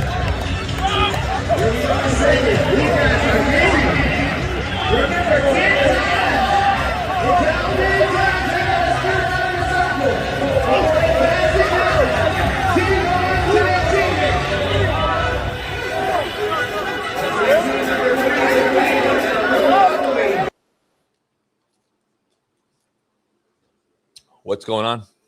Pretty competitive Dizzy Bat race right now going on in Spartan Stadium. They're doing a little fun competition at the end of practice. Probably got some type of the winning team gets something, some fun. I don't get what the problem is. Or what the problem? What's the fucking issue? I have no idea. So what's the topic about? What's going on? Is it viral that this is fucking? I think a lot of people is this an inside run or some shit? I think a lot of people just don't know that a part of off season football and stuff like that is you have those moments where the head coach, whatever, will have fun competitions that are quote unquote non-football, but it's a way to build team chemistry. You and I, it's a non-story, but to the mass audience who just are fans and don't know the game, they probably look at this and say, "Oh, this is why this is not winning. This is why they're mad." That wouldn't have counted for me right there on the guy on the other side. Yeah, I used to grade this drill hard, dog. So that guy, that number 3 over there, it's not on the ground. It's not on the ground. Not on the ground. Don't count. The bat has to be on the ground, and you have to get 10 full circles. Yeah. 10 full circles. Dude is spinning fast over there. I will say that. So we used to do it with our coaches too, Smitty. See, that's what you got to do. The coaches got to do it too to get the players to say, "All right, motherfucker, y'all try this shit." Yeah. So I had to coach. We did it as coaches, homie, and I'm just telling you, I would teeter way on the right. Alan will tell you, but I stayed up though. I didn't fall, homie. I love it right here, homie. I love it. So this is the in practice for all you non-playing football players and never coached in your life, and absolute nobodies that bag groceries at Walmart. A lot of you non-members are those guys I'm speaking to directly. You have no fucking clue what football entails, what it has to do. And 12's horrible right there. That he would have got cut. I would have never allowed that to happen. He has to put the bat on the ground. If you don't put the bat on the ground, it doesn't. So here's the part that I'm going to show that actually is coaching. The coaches are not coaching every single aspect of the program. That's the problem. Because, see, my coaches would have known. Bat has to be on the ground or it don't count. So that's probably not their rule, though. Coaches are going to the – no, it could be. You're right. You know what I mean? I'm just saying for what I would – coaching matters. You got to put that motherfucker on the ground because it doesn't do nothing. That doesn't make you dizzy right here, by the way. The ground is what makes you dizzy by putting the bat fully on the ground. That right here doesn't do anything. That's why you don't see nobody falling, Smitty. Right. You will see people fall down if the bat is on the ground. Dude in the middle falling around, but he did it right. See, he probably did it right. He white. Yeah. Huh? He listens. Yeah. Huh? I didn't understand that connection there. He listens. He's white. I didn't understand that piece of it, but yeah, I get. We got we got here early a little bit. Might as well bring him in since we ain't doing shit. Our main man, Super Bowl champ, Tulane legend. He goes by Big Black Ice. Apparently now he goes by Black Hammer, Black Ice, Black King, Black Hammer. Yeah, all kind of shit. Our main man, Shaun King, joins the program. Mm-hmm.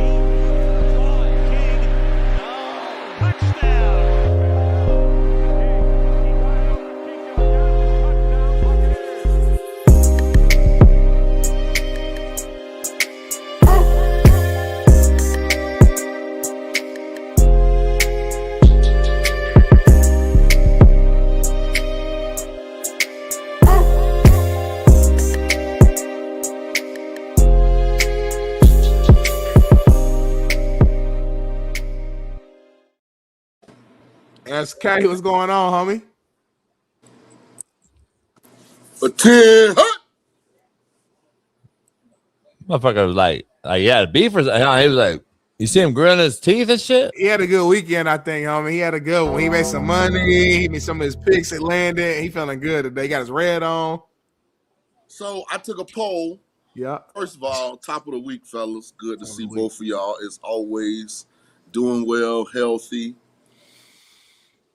Darnell still need a haircut, but we'll get to that a little bit later. I'm growing my hair out, homie. I'm probably unhealthy as anyone, but I feel like I'm hanging in there. I feel like I'm a key component of the show now. So we could do away with the intro video. Just like get me in. Like boom. Hold on, homie. Yeah, come on, homie. You was the one that came at us because we did not have a video for you, and you like got at us, cussed out Bailey, cussed out me, mad at JB, yada yada yada yada. Now fast forward, now you're saying you don't want the video. Hey man, Britney Spears was the hottest pop star in the world at one point. Like things change, it evolves, you know, progress. So Bailey did all that work for nothing. No, I wanted to keep the clip. But I'm saying he did all that work for nothing. Like keep the clip, JB. Just don't ever use it. Just keep it like as a memory. Keep it in case we need it. Did you see the bat spinning drill by Michigan State? I don't even know why they do spring games anymore. Like it's turned into like just a joke. Like they're trying to figure out something that can entertain the crowd because they're not gonna actually play a game. Oh, and there's nobody here. It's just practice. No crowd there. It's just practice. I think it's just ending practice, and I think they got on camera and fuck it. Everybody's literally in lines. This is just they wasting time there. Yeah, this is just the end of a practice. It's probably end before spring ball, so they've already had 20 practices, and you know this is WPS. Yeah, there's no black staff in America that would decide, okay, we're gonna run around a baseball bat like as a part of practice. You're capping. You're capping. Every staff in America has done this drill. Stop. You're lying. You're lying right now, live. We never did it once when I coached. But every staff does something fun. You did something. You hit the golf ball. You did something. What'd you do, sir? Shaun, what'd you do? So Tulane, you just fucking Rich Rod had you guys just doing nothing. You didn't do nothing ever. We was grinding. That's why we went 12-0. So Rich Rod came and shouted you out, and now you're on a high horse. I mean, real recognize real. Rich know what it is. He left out. You see what I text him back. Yeah. Don't include me in that group. With Jed and those guys at Glenville. Going off of that, did it change your outlook when you got Shaun King and Woody Dance with some of those guys? That changed the run game 100%. I think Jed, we might have called 2 or 3 draw plays a game. Jed would usually try to check out of those. But he was a good athlete. He's a tough runner. But when I got to Tulane with Shaun King, all of a sudden, like, man, we need to be able to run outside zone, but we can't block that guy right there because so we just started reading him.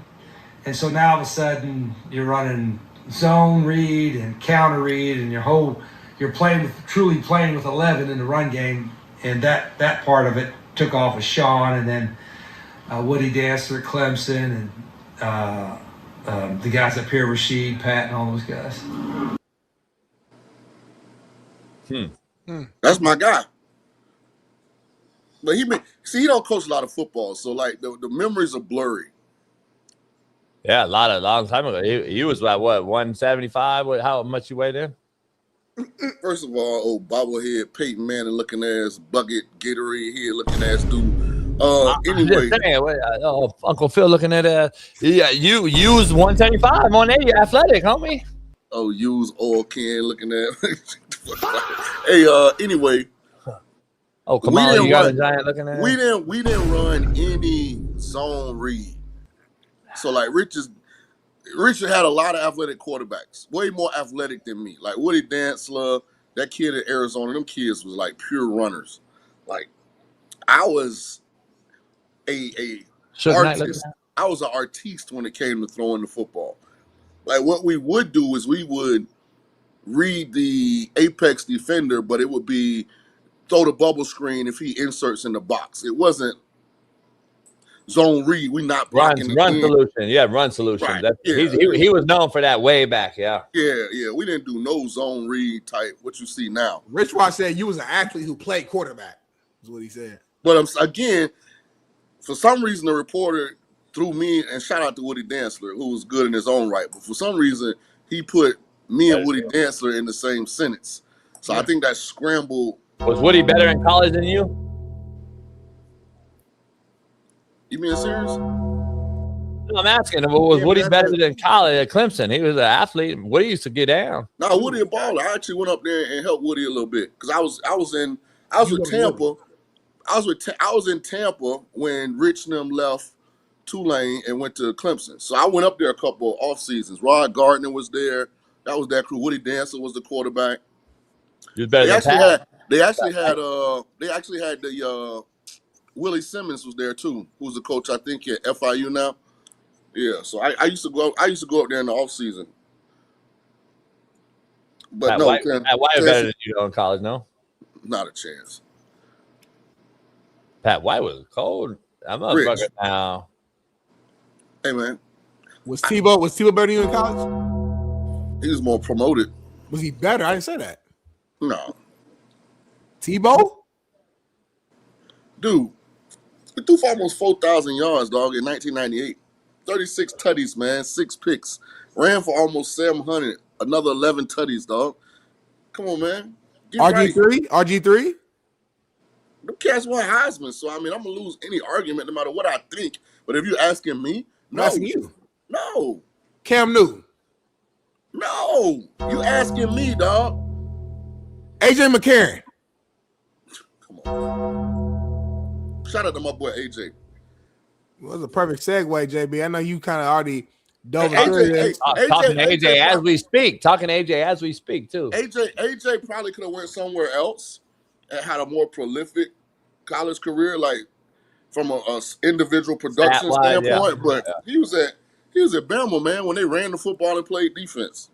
But don't talk like AJ didn't make throws though. A lot of throws when he needs to make throws. Very accurate now. Yeah, he lit up Sheldon Day. He lit up Sheldon Day. Yeah. That's not what we're saying. What we're saying, the numbers ain't gonna look right. They're gonna look funny in the light because of when he was there. Yeah. So you dinner calling AJ shitty. JB, go ahead and jump in and then dive into this AJ topic because I don't see it. I can't find it on the rundown. I know you're more privy to it than me. I know who is shitty. It's the motherfucking UFFL Houston, whoever they is. They are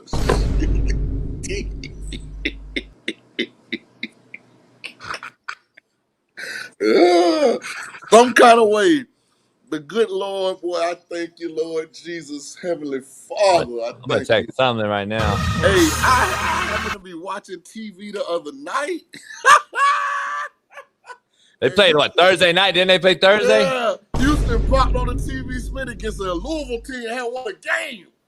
Oh, boy, I got some good. Boy, look at here. Emotionally, boy, I was supercharged. Well, listen, man, we got some topics. AJ, they lost. They lost, I think, their third in a row or whatever after starting 1-0. And AJ came out, man, and was like, hey, everything's on the table. Take a listen to this. Simple as that. Keep it short and sweet. Embarrassing. Simple as that. What is your plan and approach for the going week? Everything's on the table. Trades to QB change, everything's on the table. Any other questions tonight? Appreciate y'all. I love it. He's getting his feet wet. Shaun, you know what it is. He's getting his feet wet. And then immediately, hours later, here's what happened. Table. Trades to QB change, everything's on the table. Thompson Robinson has the first down.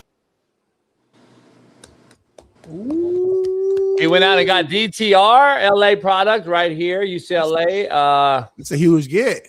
DTR came out and did a video. Happy to be in Birmingham. AJ's excited as well. Talking to him, he's excited about the change. Wasn't pleased with their former quarterback and Matt Corral as far as his off-field preparation. According to certain people, they weren't happy with that part.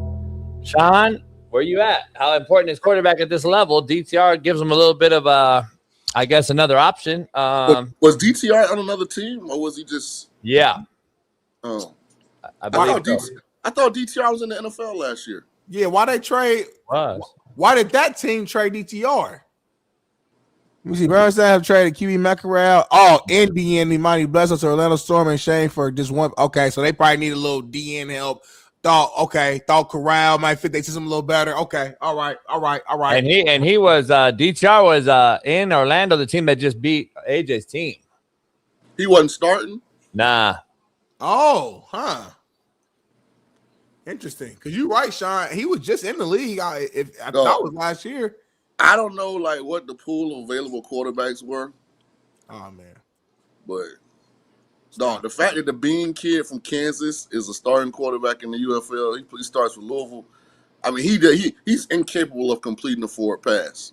Like I haven't. The other kid got coached. There's another kid too. Two of his brothers in there. He looks good for the UFL. I mean, he's been in there for a while. When he's mic'd up, JB, you can tell why his teams have never actually won anything. Tua? Yeah. I mean, like the brother? Baby, he's one of them kids, like, he was caught in the huddle. Yeah, I don't know what this play call is. I can't believe he was calling this. He said that?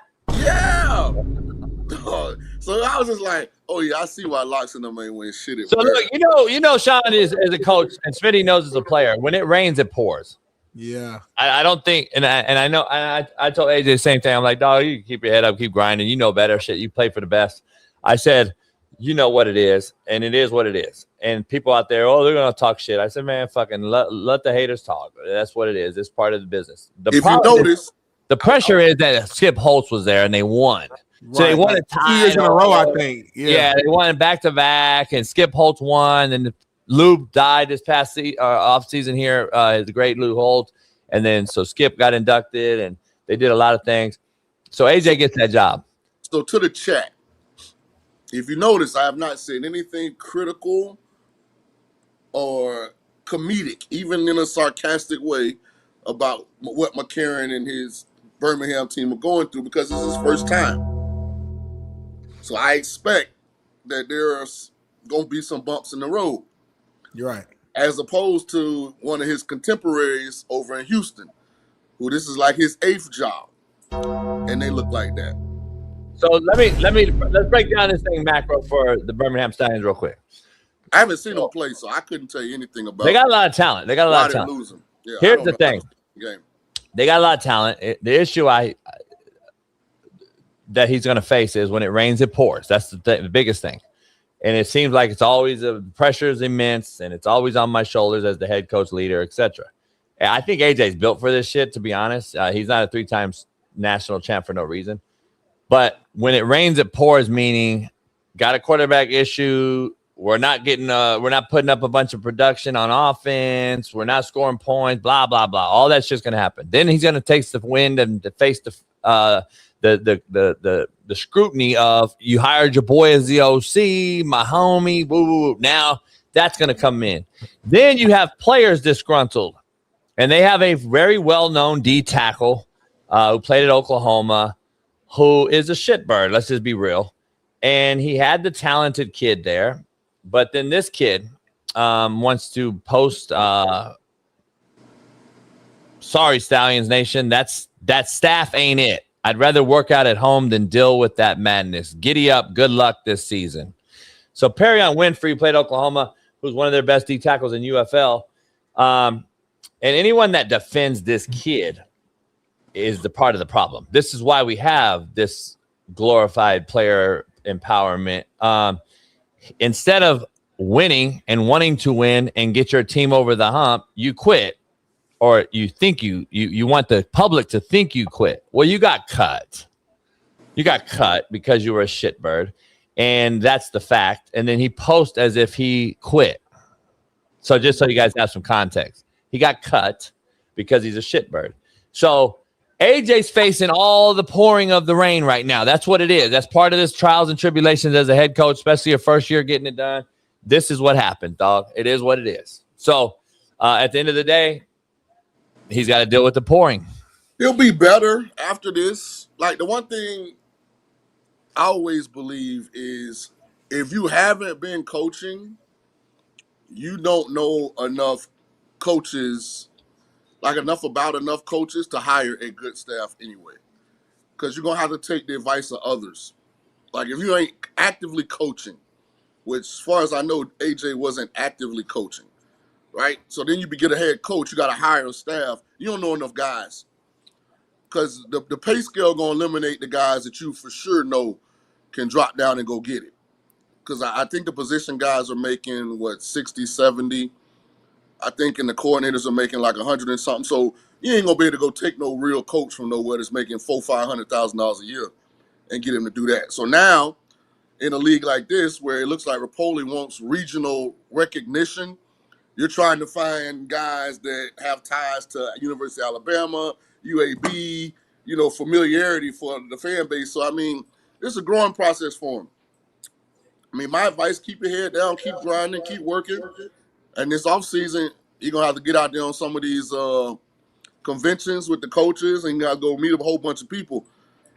And let's address the chat. This is a real show, and you motherfuckers think that I'm not going to say something. First of all, if you imagine if this was Coach Prime, JB going ham. First of all, college football and UFL is not even close to being the same. Let's start talking non-retard, chat. First of all, UFL is a league that Shaun just brought up. Who's the quarterbacks in this league? That's the first problem. So you don't even have fucking legitimate quarterback play, number one. If you don't have it in the NFL, what do you think is going to be in the UFL? CFL, Arena. The fucking product is not very good.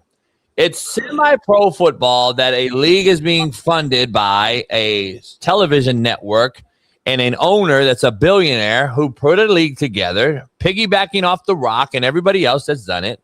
And at the end of the day, this isn't a real, let's be honest, Shaun, are we looking at this as a serious league? Like, seriously, do we think it's going to be around for years and years to come like every other league that gets folded? I think they're trying to be. The problem is there isn't enough available talent to fill these teams. Like Jason Bean was, and somebody tweeted he got traded last night, maybe. Jason Bean was a starting quarterback in this league. I don't know who that is. They tried to, he's a light-skinned kid from Kansas that was super fast. He came in when Jalen Daniels got hurt. He got the curly hair to be all out here. He cannot complete a forward pass. Now, I just want to bring full context, Smitty, so I'm clear. Yeah. If AJ would have got the fucking Alabama job as his first year, we would be going ham. The same way, because I'm like, he's not ready, dog. Not all good players need to be good coaches. They're not great coaches right out the gate. Even if he won 3 natties there, I get it, blah, blah, blah. But he hasn't been a GA yet. He hasn't done anything. The same shit I say about everybody else. This is the UFL, dog. They hired Ted Ginn Jr., who got arrested last week and didn't even coach in his game, and he's back coaching and just beat the best team in the league, Dallas, and got his first win, and they ice bathed them. Nobody gives a fuck about this league, FYI, except for the people in it. Let's be real. This isn't college football, big-time fucking program. This isn't goddamn NFL. This isn't fucking, this is a league you throw together to get your fuck. Kevin Sumlin was retired. They brought him back out of retirement to coach again. Rick Neuheisel. What was Rick Neuheisel doing, Shaun, last fucking few years? UCLA. No, he wasn't. He's been in the booth. His son. Yeah, he's been in the fucking booth calling Pac-12 Network or some shit. These guys are just anybody. Shaun King and I should have coached in this league, and we could be head coaches right now. So what's the excuses, D. Jones? Tell us the excuse, D. Jones. They didn't want y'all. God, fucking unbelievable. Yeah, someone will be back retired soon. Hey, you gotta chill out now. I was on your side at first. You going a little too hard at Coach Sumlin now. This shit personal. Like too personal. Yeah, this shit personal. Why though? Yeah, like why? Like, what's the foundation? Remind me. We don't need to get in it. Game is the game, dog. You really don't like him for real. All right, Black King, or what do you go by now? Black Ice? Whoa. Man, I'm still Big King on the JB show, dog, with Lil Smitty. What's your AKA though? What's your AKAs though? Black Ice is my poker alias. And then what's the other one? I ain't ready to reveal that one yet, but Black Ice play poker. Big King is when I'm podcasting. How many names he got? Yeah, it's starting to sound. I don't know, Speaking man. of black quarterbacks, though, Jacoby Brissett is not attending phase 1 of the offseason program and is asking for an extension that pays him as the starter. Brissett is set to make $9.06 million in 2026 and has only $1.5 million in guaranteed money and wants security. Arizona appears willing to address it. Cardinals GM Monty Austin-Fort refuses to name a starting QB for next season, saying, quote, "We're not really naming anybody QB1." And the Cardinals did sign veteran QB Gardner Minshew this offseason. Smart. Man, Brissett was a top 15 quarterback at the end of the year last year. I don't know how much Cardinal football people watch, but him and Michael Wilson, but they was box office. Now, Zona couldn't stop nobody, so they weren't winning no games. But go statistically look up Brissett and Michael Wilson over the last 6-7 weeks of the You're not season. going to mention the white tight end. The tight end was balling. You're not going to mention the white guy because he's white. The white tight end, you don't want to mention him. Everybody knows Trey McBride is a baller. The one that finished second right behind Nakua and catches, the white guy. You know, race all the time, Jason. We're never talking about race. Let Shaun cook. Everybody knows Trey McBride. We all know how great he is and what he did, but most people don't know who Michael Wilson is. Speaking of race, hold on. I want to bring up race real quick. And Michael Wilson's mix. The coping for AJ is diabolical, man. The coping for prime sexual is diabolical, man. You fucking Somalian. Shut up. Yeah, I'm a cope for the white guy now, motherfucker. And what? Now what? And motherfucker, so what? You prime sexuals vouch for him, motherfucker. I'm going to vouch for the white dude. Bitch ass motherfucking alien head. Shut your bitch ass up. This is our homeboy who comes on our show. We're not about to No, I'm talking about AJ. We're not going to disrespect our homeboy who comes on our show. It has nothing to do with race.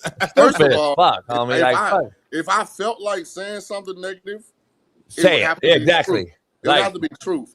We said exactly the real shit. Like Shaun said, I defend the white guy on this show over the brother Sumlin because Sumlin has had 19 jobs. Yeah. See, AJ's first gig.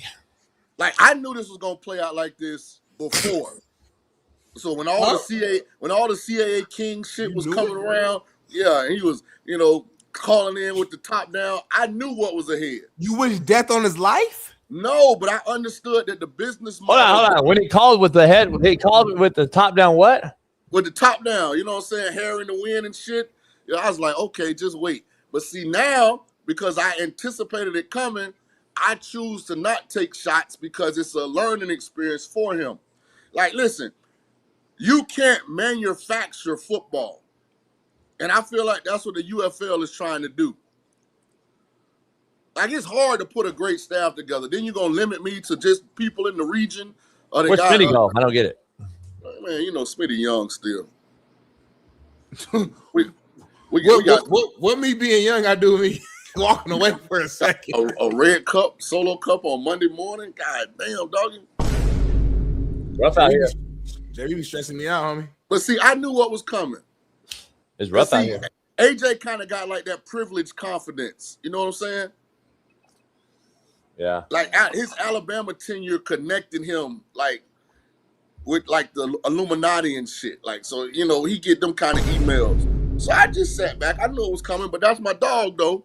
And I knew this was going to happen as a first-time coach. Sumlin as this is 1,250th job.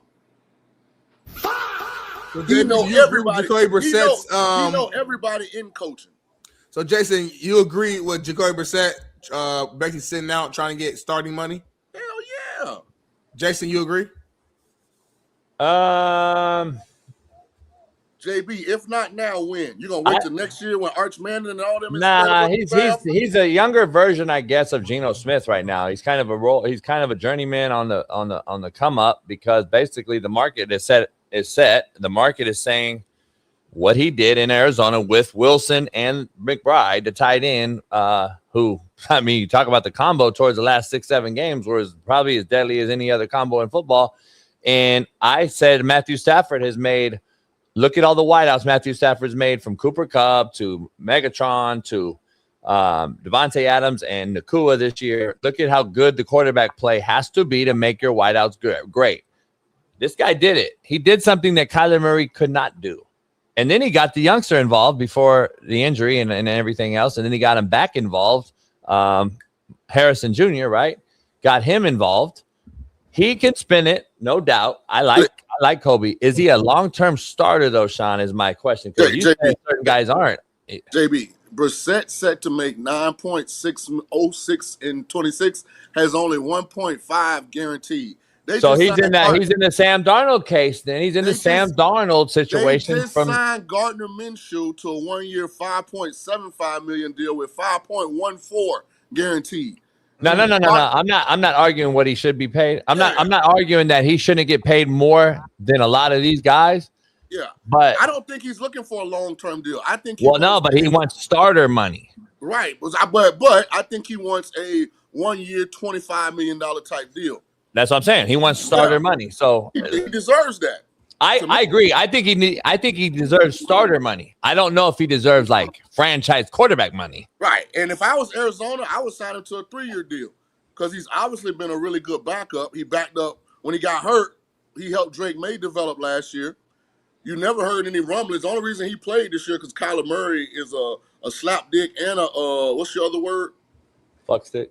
Slapdick shitbird and shitbird. Kyler's a slapdick and shitbird at the same time. He's all three. Yeah, that's the only reason that Jacoby ended up playing. Are we at a place though? Real shit. Are we at a place that the quarterback position is so bad that we're actually saying this guy deserves the money because there really isn't no one else? Let's be honest. I don't think Jacoby's a bad player. I don't think so either. But I'm saying though, is he a guy that you would normally look at though, Shaun, and say, "Oh fuck, this guy we got to pay"? Like this is not the guy that we would have paid years ago. I'm just telling you. Not years ago, but right now. That's what I'm saying. Is the product so bad? Yeah. 10 teams. I'm just saying. It's not about the product being so bad. It's about he performed. Like you said, he actually looked good. Like forget everybody else. Not about everybody else. About what he was for that team. He made that team better. And looking at what's available realistically as a QB spot, there's probably not anybody out there who you could say I can just bring in right now who would be better than Jacoby. So again, he's not asking for Dak Prescott money. He is saying starting QB money. So I think that's fair. Yeah, I'm with it. I'm with that part. I like the kid. I do. I said it last year on the show. I said he needs to be the starter when Kyler was still talking about coming back. I said, nah, I wouldn't pull it. I wouldn't pull this kid. Not right now. I wouldn't pull him. But that was me. But I like Brissett. I just think Arizona is in a situation where they're talking about possibly trading up right now and making moves and trying to get like Jeremiah Love or trying to get someone else in the draft. It's still a race. It's still a racist league, though. Yeah, you got Brock Osweiler. How in the hell is Gardner Minshew? Like this is when I talk about there's still a disparity in how the quarterbacks are treated. Gardner Minshew was in Jacksonville, remember? Yeah. Couldn't get it done, so they had to draft Trevor Lawrence. He went to Indy. Indy was dying for a quarterback. Mm-hmm. Like, this is pre-Daniel Jones emerging. Like, Gardner Minshew was there in Indy. Mm-hmm. Didn't work. Went to the Raiders. Raiders dying for a quarterback. This was him and O'Connell. Mm-hmm. Didn't work. Went to the Chiefs. Mahomes got hurt. Chiefs was dying for somebody to play quarterback at a high level. They ended up playing my dog, Chris Oladokin, who's a practice squad. Garner got hurt, yeah. Go right the next year to Arizona, get another $6 million guaranteed. Like, it's just on the other side, they can just fail, and fail again, and it never impacts their earning potential. But you're saying the black quarterbacks who are like the backups, the journeymen, don't get the same opportunity. Or you might get one shot, dog, and then you out of there. Wow, that's deep, man. Cut that pair and post that for Shaun. Let's post it with this, though. Finish this off, though. Y'all are the highest paid in the league, though. So it's not racist. Number one. Number two, you got to stop. You got to stop with the bullshit. At what point is Gardner Minshew playing bad, like, make a difference? It's common sense. Stop with the bullshit. No. Number one. Number two. Shaun, you know what I'm saying, Shaun? Like, paying Mahomes is easy. Like, duh. Like, okay, like the top. How is it easy? You're the journeyman. That's when, to Shaun's point, paying Dak is easy? Yeah. Paying Tua is easy? Yeah. Because y'all take them, right? Black delegation. So paying Paying who's easy? The two is not black, but go ahead. Paying Deshaun Watson's easy? At the time, yes. Really? He was top 5 in the league. Deshaun Watson been on 2 teams, dog. Right. Really? Hold on, so when I blast. Let me ask you a question. If Deshaun Watson doesn't beat out Shedeur Sanders, is he in the National Football League in 2027? He shouldn't be. Yet, he had a much higher peak in his career than Gardner Minshew. Early on, yeah. But still there. Hold on, though. When I blast out the shitty white quarterbacks in this league that are role-playing bench warmer guys, bus riders, as Cam would call them, not bus drivers, like Brock Purdy, like fucking Trevor Lawrence, like fucking all these quarterbacks I say are garbage and average at best. Y'all say I'm racist when the black quarterback I say is not very good? What am I when those guys? Hold on, though. What am I when those guys are shitty? I'm not saying you're racist. He's talking about the league. He's talking about I know, but I call out the whites. I call out the shitty white quarterbacks that y'all defend and think should be big-time starters like Brock Purdy. Brock Purdy's shitty. Nah, the majority of the time, a white quarterback in the National Football League has no consequence for playing bad.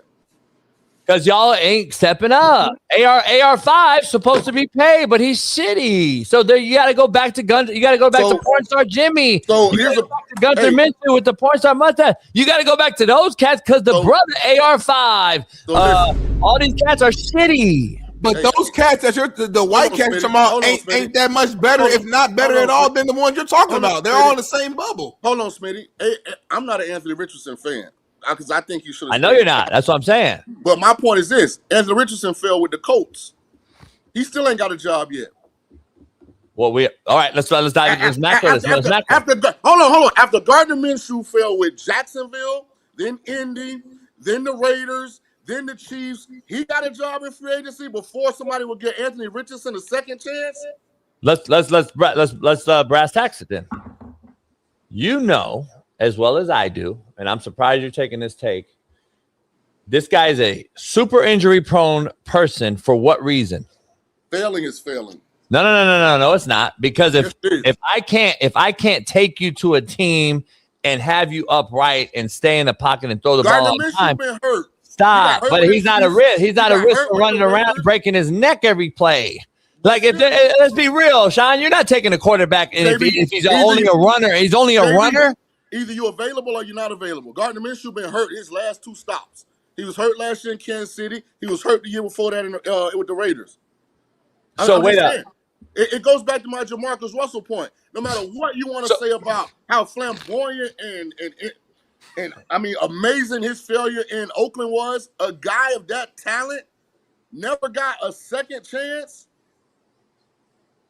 Shaun, your eyes work, and you know quarterback play. AR5 is not built for this league at quarterback. I'm not an Anthony Richardson. But you wouldn't sign him either over a guy who's a dead duck in the pocket who can get the ball out on time. I would rather give Anthony Richardson a chance to get it right than go Gardner Minshew after 5 failures. I just haven't seen enough from AR5 to sign him on another team. Who got the high ceiling right now? AR5 or Gardner Minshew? Go. All right, then, Jason. I didn't even get the chance. I was drinking water. I didn't get a fucking chance. You got me on. Like a quick with it. God damn.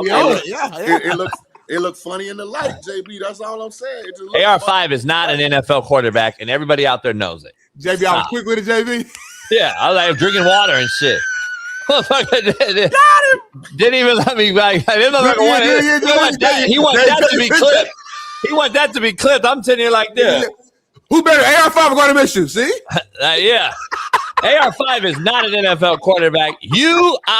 Noel Mazzoni, fucking everybody knows it. Stop. I'm not signing him.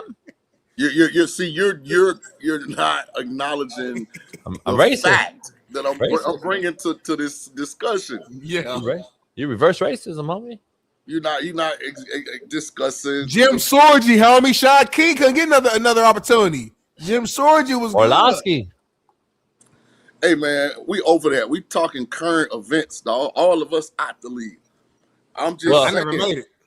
Well, we got a lot to discuss still, man. We only got 30 minutes with you. Oklahoma linebacker Owen Heineke has been granted an injunction, making him immediately eligible for the 26th season, giving him a 6th season. He missed spring ball, didn't participate in spring game, and was going through the draft process before this happened. Where are you at with this? What's going on here? I'm so tired of this bullshit. How you spell his last name? Owen. Heineke. Heineke. Heinecke. So right there. I don't get. It's right on the screen though. I don't get why you're asking. Well, he's on his phone. He can't see that. I was trying to look up how old he is. Well, he's 6 years in college. Might be probably redshirt already, about 7. Probably about 24 to going 25. I had to guess. Right, that's because my point was going to be they're going to put an age limit on competing in college athletics. It's got to happen. That way, you don't got to get into the nuts and bolts of why he's asking for a 6 year. Like, when you leave high school and you're 18, okay, you got to be finished with your eligibility by 23, dog. You can't turn 24 during the year of competition or you're ineligible. Just make it easy. Somebody said 22. Well, it's impossible if he's entering 6th year of college. That means he graduated at 18 years old. He's not 22. That 22 would be 4 years in. That's a normal college kid. A normal college kid is 22. Chat just posts anything. The motherfucker he probably big head. It's probably a big head. He's probably 24, 25. Alien head. Unless he got like held back or something in high school. He's like a little slow. Even if he was an early grad at 17, he's not 22. Right. I mean, he's a grown man, homie. I'm just tired of dealing with it. I really am. It's an absolute fucking travesty to the young man. Yeah, I mean, it's just ridiculous. I don't get it. See, everyone keeps bringing up the BYU thing. Let's be clear, and Shaun can attest. BYU had Mormon mission kids, meaning this was a thing. College football has allowed Greenpeace, war, and Mormon mission. They got to stop their clock. Understand, their clock stopped. It seized, meaning your 12-unit clock stopped. He didn't gain time. This kid's clock never fucking stopped. He's moved from place to place. His clock never stopped. And he's still playing, getting granted more years. It is not the same as the old kids at BYU playing since the 80s. Stop comparing the fucking BYU to these kids right now. Has nothing to do with it. Like, those kids' clock stopped. It is what it is. These kids don't stop, homie. They just are fucking changing places, going to a new place. To a macro conversation we didn't have with Smitty yet. The Branch kid got cracked over the weekend for whatever. We don't know why yet, Shaun. Oh, that was some bullshit. Yeah, we don't know. Were you there? Nah, but I read the police report. Well, we gotta pump our brakes because we'll defend it or we'll bash it. And I'm just gonna say, you gotta go by what the cop wrote in the damn police report. First of all, how you gonna make him move off a public sidewalk? We don't know what happened. That's just like them slapdick cops that be trying to guys be filming from the public, easement or whatever, and they be trying to make a move, and they gotta tell them you can't make me move. But if Smitty says it best, we put our foot in our mouth too often. A lot of times we're gonna say some shit, and the video's gonna come out, and this motherfucker pushed the cop or some crazy shit. We don't know. We gotta stop. The police report, which is what the cop filled out, doesn't mention any physical contact. It says that he ordered, not asked, he ordered Zachariah Branch to move off of a public sidewalk. He says Branch took a step to the right and a step back, but was not fully off the sidewalk. So he repeated the order multiple times, and Branch refused to comply. And I then arrested him for he came with one of them police terms. You know how when they get the goddamn putting quotes in the police report. Come on, man. That just was a ego thing. Now, only thing I'll tell Branch is, come on, 2:00 in the morning, dog, a week before the draft. Nothing happens good after midnight. Smitty's even I said would it. tell him too, even if the cop was just trying to, like, sometimes cops are like that. They're trying to be petty. They're trying to do. At the end of the day, man, you got to understand the position that you're in and that you're trying to put you're about to get drafted in a couple of days. Hey, let him be petty. Do what he say. He say move. He might have been, chasing that thing, boy, get you in trouble. No, I ain't talking about drinking. Yeah, he been chasing that thing. Yeah. Yeah. To automatically call the cops. To automatically call the, but we got to stop with the automatic saying that the brother's a bad kid, and we got to stop with automatic saying the cop is a racist. We got to stop, dog, with the bullshit. Because what if the cop had an issue going on there? The club was leaving, and he's breaking up a bunch of fights, and this kid's on the school, public or not? What if he's breaking up shit and getting out? Hey, dog, you guys got to get out the way. We got another issue happening. This motherfucker being a smart ass and blah blah blah. Here's the issue. I'm glad Chris brought it up. Smitty and I had a conversation. I like that hairstyle, Chris. That's yeah. I see you. Let's break this brass tacks down. This kid's an SC kid. Smitty and I had this conversation privately. From Vegas. I know Zachariah personally. He's a we had a conversation about it. I heard. Great and kid. you know, listen, E-Dub and his son taking a visit to Georgia next, and they've been all over the place. They were at Oklahoma, Miami this past week. Don't do it. They're going to Georgia, right? Reconsider. Let's read some literature. Smitty and I had this conversation, and you could chime in on this. The reason why, I'm not saying Georgia has 39 arrests in the last 2 years, more than any other school or whatever, but it does bring up conversation, right? E-Dub's like, I'm gonna ask these motherfuckers, like, what's up? Why you guys have all these stuff? I told Smitty, I go, I don't think it's a Georgia thing. I think Georgia gets a lot of big time talent because they're Georgia, and Kirby Smart's attracting talent. And I think the fact of the matter is, look at the cases that's happened to, the kids that it's happened to, look at where they came from. All these arrests throughout the country at different places, all these different issues we see, the speeding, the DWIs, the DUIs, all the shit, they're all coming from multiple schools, Shaun. And to me, is the bigger problem than just one isolated school. This is a problem because we're allowing multiple ideologies, philosophies, and zero ground setting, root growing foundation to be set. We got fucking guy leaving SC, go to Georgia, go to fucking Florida, go to Mississippi, and they got all these problems, homie. If the kid would stay put, then guess what happened, Shaun? They got kicked out of fucking Alabama. They go JUCO. They come back and get re-recruited. Now you can leave the school, get kicked out of a school, and go into a portal and hide, and then get re-recruited instead of going to prove yourself at a JUCO football jail and go back and rehabilitate yourself. Now the rehabilitation's gone. We don't know what the shitbirds really are. They're hiding in a portal. Now there's no rehab. They just sit in a portal, and they never got nothing but a slap on the wrist. They don't get anything. They don't have to go prove it again. They don't realize and have any humility after fucking up, because we're allowing them to bounce from spot to spot to spot to spot, dog. There's no fucking mentorship of taking place anymore, and there's no philosophy set in place. There's 20 different philosophies, Shaun. I got 20 different ideologies going through these kids' heads when you allow them to bounce from place to place to place, and they're gonna be shitbirds without any ramifications.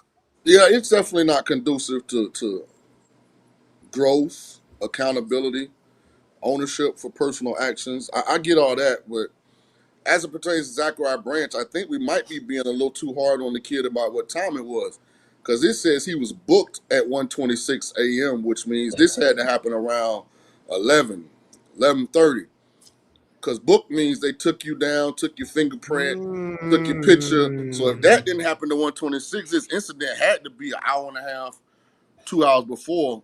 So he wasn't really out that late then, like we thought. Like when you really look at it, and like what the hell is prowling? Like how can you be prowling? Like obviously this is like a high traffic area in Athens where looks like a lot of the college kids go. This do sound, Jay, but I ain't gonna lie. In this situation though, best part of everything that we got, it do sound like this cop was just trying to look for something. I coach too long, dog. I'm not believing anything you say. I coach too long. I know what shitbirds do. Shitbirds lie all the time, dog. Shitbirds cry to the coach, and they know they're getting drafted. You know how many times they told me, and I sided with the kid, only to find out they fucked me and they lied. Don't ever trust the motherfucking kid. Hey, no, ever trust the kid. Shout out to the Branch family. This is a good kid, JB. I'm not saying I'm not saying it's not a bad charge. I'm not saying this is a hell of a charge. My only opinion is based on the fact. But don't trust the kid is all I'm telling you. NFL insider published the police report, so you can look it up on X or Twitter, whatever that thing is called. And I actually read it. And anybody in the chat that you don't know me, so shut the fuck up. You never walked in these shoes, motherfucker. You know how many motherfuckers I've saved? Shut your bitch asses up. None of you did a motherfucking thing. You ain't saved not 1% of the motherfuckers I've saved. Number one. Number two, don't ever trust the kid. That's all I'm telling y'all. I didn't say he's a bad kid. I'm just telling you whatever he said, half of it's a lie, half of it's the truth, and half of it's bullshit. And he's just trying to get through the day. Because at the end of the day, kids fuck up. He's still a kid at the end of the day. And that's what I used to do with these kids, giving them a second chance. But don't believe the motherfucker is just totally fucking innocent either. Because that'll bite you in the ass as the adult or the coach when you go to bat for that kid. And then the real shit comes out and you find out, shit, I bit off more than I could chew. My bad, coach. You're right. The kid fucked up. I vouch for him. Now I'm the shitbird defending him. We got to make sure the shit comes out first before we start talking about the charge is the charge. It's a bullshit deal. I'm not saying he's a bad kid. This is not a fucking hit and run like Rocky Rice and he run off the freeway, homie. I'm not. This ain't that. This is a bullshit thing. I want to separate like Zachariah Branch from the macro opinion that JB's giving. JB's talking like the majority. Like I don't think he's really even talking Zachariah Branch. This because this is in the South, first of all. So I'm just gonna tell you, I don't know how often or how much time y'all have spent in the South, but the energy, is a little different down there in some ways. With some components of some of the forces. I mean, we've seen the Georgia quarterback get slammed, the white boy. What's his name? Carson Beck. No. Kirby lost control down there. Carson Beck too, but what's the other kid? The other kid. Remember the other one, the fucking one. By the way, did you know that Ryan Mallett died? Yeah, he drowned. Homie, I did not know Ryan that. Mallett? Ryan Mallett? I didn't know that. That was a couple years ago. That was down in Florida. Nah, I thought it was last week. Nah, I think Ryan Mallett died a couple years ago. He drowned, if I'm not mistaken, down in Florida. Shit, I just heard about it yesterday. Was it last week or a couple years ago? Somebody told me it was like it was brand new. No, it was a couple years ago. Maybe it's a different name. Maybe Ryan Mallett. Maybe maybe someone else. Somebody else just died. Ryan Mallett, the quarterback from Arkansas, played in Yeah. All right, it was 2023. Yeah. Oh yeah. Nah, I'm tripping. Maybe it's another. Someone else just died. Then it was another. Maybe I twisted his name. Are you high? Nah. Somebody just told me yesterday. Somebody else just died. A former quarterback. I heard. It wasn't Ryan Leaf, was it? Hey, who was some cats you had on the yacht, dog? Huh? Who was some cats you had on the yacht? I did my homies I grew up with. Haven't seen him in it. Me and Smitty like yachts. I just always chilling, man. It was nice out. There was a boat show. It was a big boat show, Shaun. The biggest boat show on the West Coast was in Newport. They had it all set up. Yeah, me and Smitty like boat shows. So let me recheck my phone. You weren't flying out for it. Maybe I missed something. Who just passed away? Shaun, while you look at your phone, I had a question. We had a viral clip about JB telling brothers how we should approach dogs. And Garrett Anderson died. And we shouldn't run away from dogs. He died from a heart attack. What's your take on that, Shaun? Do you agree with JB that brothers should stop running away from dogs and just stand there? Let me talk to my white compatriots, I think is the word I'm looking for, my other American citizens. You fucked that up. But black people don't trust other people's dogs. Bingo. So let's just start right there. It could be a Chihuahua. It could be a Burble. What? In between. A Burble. I went from the smallest dog to one of the biggest dogs. The first one. What did you say the first one? Chihuahua to a Burble. It could be anything in between. Newsflash, white people. The blacks don't trust other OTHER people's dogs. Let's just start with that baseline, and I think we can progress from there. Thank you so much. And I, from the white delegation, tried to help the brothers and the sisters and give some type of free game. Like, two things that we can help y'all with. Yep. Swimming. First of all, learning how to contain your animals, and then having a safe. This wasn't my animal. We're talking a random dog jumping out of the fence. Having a safe put up place when people come to visit. I'm trying to give y'all free game. I'm trying to help the brothers. I'm trying to help brothers. My white friends, the brothers like to dress up. They like to put on designer clothes. When we come visit your house, we don't want your dog coming up, putting his paws on the new linen outfit. Slobber, slobbing all on the pants. But I want to give you guys free game. I've been trying to give you free game now for a while. Why can't you put the dogs up? You have to. It's not my dog again. If I get rushed outside by a dog I don't know, if I turn and run like y'all do, and then jump on the hood of a brand new car and fuck their car off and all this shit, you're just feeding into what they do. Instinctively, they're either playing and they're going to chase down prey. And if you run, guess what they do? They're chasing you. If you stop, get low, they will stop. And they're fucking tracks, homie. I'm trying to teach you guys. I don't understand why you don't get this. Or very simply, there's a thing called a leash. And there's It's a dog that got out. It jumped the gate. There's a thing called a proper fence. I get it, but the shit happens, especially in the hood. Like, this cat act like he's not never been in the hood. Like, where pit bulls just walking down the street. You know, in the hood is this dogs walking down the street everywhere. Homie. I still deal with it. I'm still in it. Yeah, they don't chase nobody.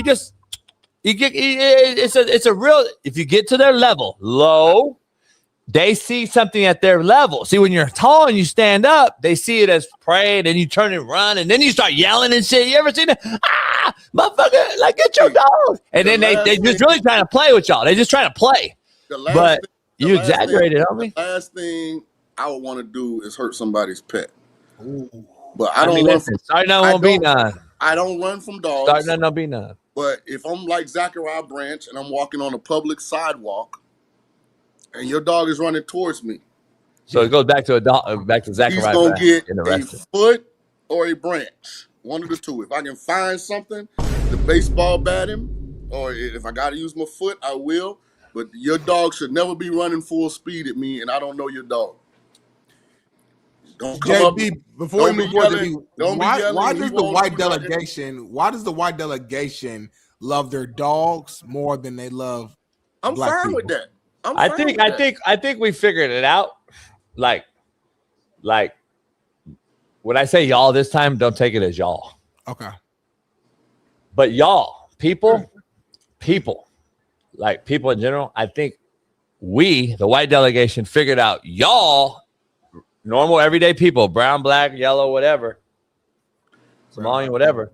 Brown, black, yellow. And are just loyal, and they'll fuck over, and they Mark Sanchez, you in the back, and us as a delegation figured out, you know what, we got loyal motherfuckers just sitting right here. We're gonna go with them. So that's what we figured out. But go ahead. To my brothers in the chat, listen to JB if you want to with that goddamn bend down. Come here, Poochie. That's how you get your face bit off. Nah, you got the arm, homie. Yeah, yeah. We walking around here looking like shit. Somebody in our comments, he been on our show. I can't remember who it was, but he was like, all you gotta do is put your fist in their throat and pull their tongue, and they'll never bite you again. You put the tongue down. I said he's gonna put my fist in a pit bull's mouth and grab his tongue, Shaun King. I'll show you right now. Now what you do, I'm gonna show you right now. Come here, Baba. WPS. Can you see it? Yeah. So what happens is if the pit opens the mouth, you grab the tongue right here and you suppress the tongue down. See how he's struggling? He can't bite down. See? I got my mouth. Look, he can't bite down. Good boy. Good boy. Shaun, I don't know how you feel about that, Shaun. You grab the tongue, you suppress the tongue, and he can't bite down. So if you're in the chat, by the time you get that tongue, you be 3 fingers short, dog. Hey, it's a nation. The dogs are coming at me full go. Yeah, right. Yes, come on. Coming at me full go. Yeah. You be walking around here like this. Damn, JB. Suppress, walk away. Hey, damn, JB. Hey, all right, let me show you again, Smitty, from this angle. Yeah. 150-pound pit bull runs at you. Full speed, grab neck, suppress tongue, walk away. Hey, this is what your hand gonna look like too. This is what it's gonna look like permanently. This what you're gonna need. We're gonna call this the JB, J and B. They're the only fingers you have. Talking about push the head down. Hey, Shaun, who was the defensive end? Who was the DN for the Bucks that shot his fingers off, Shaun? You gonna be Jason Pierre-Paul fooling with JB, homie. You gonna have to show you in the beat. I'm just telling you, homie, like, you got to do it in those steps, though, homie. Yeah. JB, say it again. JB, one more time, please. JB, one more When the time. dog rushes you, you step towards it, grab neck, suppress tongue, walk away. There's 3 steps to surviving a dog attack. 3 steps, homie, for specifically a pit bull attack. If you grab your 3 fingers that'll be on the pavement and get to the hospital quick enough, they might be able to save one of them too. Parents, that's the thumbnail. The 3 steps to survive a dog attack. But you got to slow down your heart rhythm, your rate. As a human, you got to stop your heart rate because you got to. They sense it. You got to come at like, hold up, boom, and then walk away. Because if you run first, then he's got to remember he's coming heavy and hard at you. He's coming with violence. He's heavy. You know what I'm saying? You got to still be controlled. Boom, boom. Walk away. I'm telling you, it's 3 easy steps, dog. It's really simple. Once you guys do it one time, listen, go out and do it today.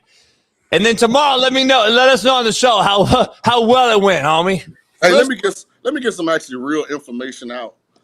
White people, when you got visitors coming to the house, put your dogs up, man. This shit ain't hard. You keep going back to the house you're visiting. This is not a house you're visiting. This is a random Zachariah, what's his name, walking down the street, dog runs out, pops a gate, boom, then Rasheed rices you, fucking runs away. This is not that scenario, homie. She rices you.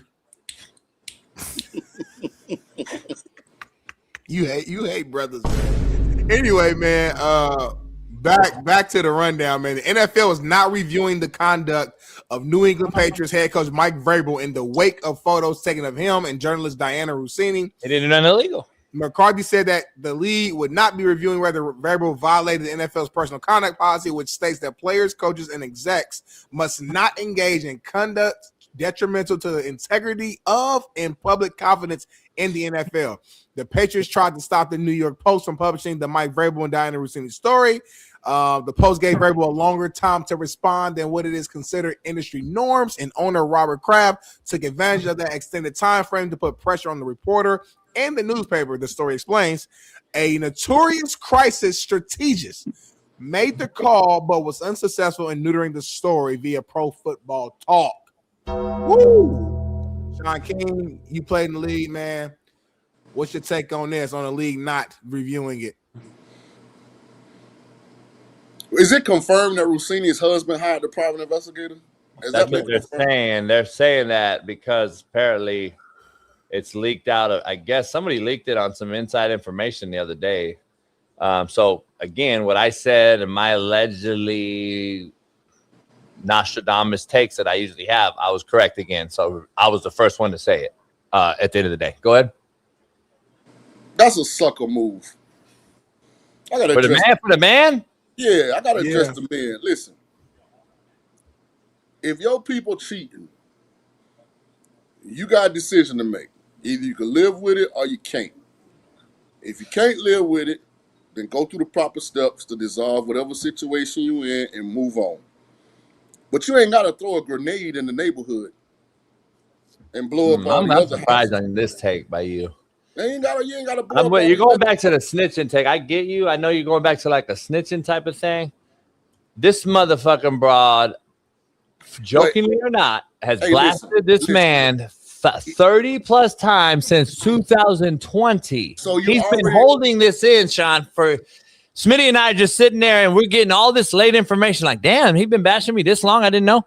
And you see it all. And then you're like, hold up. Why have you been bashing me, talking shit for this long about me? And I ain't shit, and I ain't really a good looking guy, so I don't talk about him. And I did crazy shit in Miami. I don't want my husband ever to know.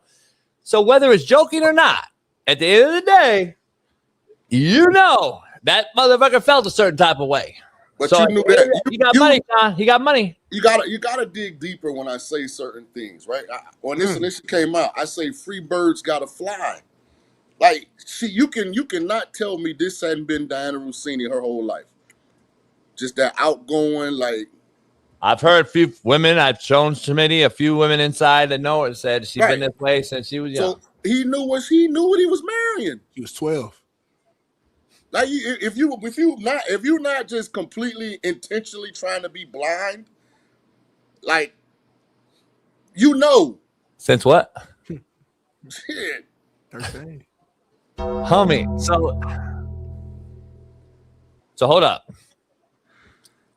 I'm the breadwinner. I'm a COO of Shack I Tag. ain't talking about that, dog. I'm talking about No. I'm just good. I'm just going through the steps. I'm just making sure. So saying I do too.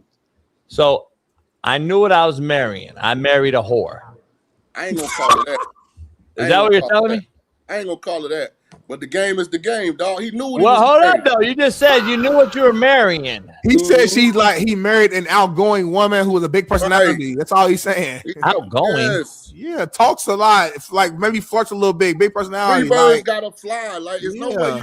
So the point is, there's no way you're gonna be able to keep a woman like that isolated and to only you. You know what's crazy is? So the man tries to do right. The man tries to do right. I'm gonna marry this broad.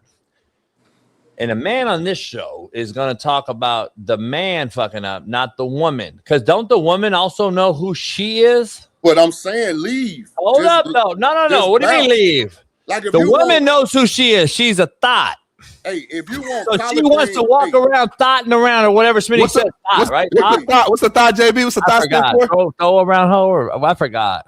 JB, if you get a garden in your backyard and you want collard greens, you can go back there and plant string bean seeds, dog. No, but why are you only defending one side is what I'm saying. I'm not defending She her knew side. she was a thought. If she knew that, why are you throwing yourself at this good, wholesome dude? What I'm saying is Go fuck on something. What I'm saying, if you're gonna leave her, but don't throw the grenade and blow up all the houses. How do we know she not been doing that shit? Be like fucking this cat over like big time. We don't know. I'm convinced she been doing it before. Well, then all things are off, Smitty. No, Smitty and I've had these conversations. Then all bets are off. I mean, you fuck me off. Start now, Wobina. So you fuck my name off. It's cool. I'm just gonna be the higher. I'm taking the higher road. You can't tell me that. Fuck her. I'm blasting her out. I'm calling out names. You can't tell me that him and her didn't go to some kind of club party, friends event before Don't they matter. That's Shaun Moore all over again. She got drunk and tongue kissed one of the other dudes at the spot. That's Shaun Moore. That's Shaun Moore. What's the difference? Nah, Shaun Moore hired that girl. That's his fault. Yeah, that's different. Like she owns style. You gotta be smart if you Sharon. That's the only thing I throw What's at. the difference? There's no. Work for Shaun Moore didn't do nothing wrong. First of all, Shaun Moore didn't do nothing wrong. Shit. What did he do wrong? She's his executive assistant. You can't be doing that as the head guy. What are you talking about? You know that. All the secretaries. Huh? I'm just telling you that. I used to fuck on all the secretaries. There's nothing wrong with fucking on secretaries as long as they're old enough. Number one. Number two, homie, time out. The wife and him and her were a couple. They were a threesome couple, homie. They knew what they was doing. There's nothing wrong with that. A boss can't sleep with their employees. You know that, homie. Bullshit. So JB, you saying they on vacation right now in the Maldives? Yeah, they're not doing nothing. What's wrong? Homie, for last time I checked, time out though. Let's get to brass tacks. All these motherfuckers in here talking about, well, Vrabel's not getting investigated. Why should he? He's fucking pussy. It's not illegal. If he has marital issues, it's between him and his wife in a fucking court of law, between the divorce attorney and their money. Has nothing to do with fucking football and the NFL. He did nothing that he didn't even get a rub and tug like his owner. He fucked on something. He's been fucking on something. That's private business that got exposed like this. And at the end of the day, he did nothing. She did something. Whether Shaun and them want to agree to it or not, she's getting inside information, homie, by fucking guys in the business. That's not a reputable journalist. You imagine Lauren Conlin doing that for inside information, and then she not getting blasted the next day? Hey, she would get killed on social media. There's a big difference, homie. You and the chat are on some bullshit today. I'm not defending Diana Rossini. What I'm saying to all you simps is when you meet a woman that behaves, acts, talks like Diana Rossini, you are delusional if you think that she's going to be a committed, monogamous wife. I agree with that, but that's why I don't get married. Yeah, like so I'm not. You're preaching to the choir. I'm never getting married. I already know this. Like you can tell, Rossini was the girl in the club in college that was hugging, probably tongue kissed 2-3 guys on the right night. Like, come on, man. I'm gonna go wife that and think she just come on, man. And then she in this kind of profession, whether she around the best, good looking, most affluent, financially independent, like. Listen, homie, at the end of the day, Shaun, he didn't do nothing to get investigated for. And you can say all this shit you want. Oh, homie, he's done nothing to get investigated. He fucked on some shit. Like, what the fuck did they investigate? That's between him and his wife. You low key a simp if you can't understand what I'm saying. I just don't get the defense. If you're gonna go that route, which I agree with you on that side, right? You got to go with the same thing on her side, though. Like. For him, he's got to be able to have a recourse too, just like she has a recourse. If you're calling him a snitch, then what is she? She already knew what she was going in. So I'm just saying, why wouldn't he Smitty, you hear it about all the time. Why doesn't he have the right to defend his million or hundreds of millions of dollars that he's apparently worth? I didn't know he was worth. I didn't know he was a CEO of this thing. He's worth hundreds of millions of dollars. Why can't he defend his name and honor? At no point did you hear me say he shouldn't have hired a PI. I said once he got the information, then act on it privately. Don't throw a grenade and blow up the whole block. That's what I said.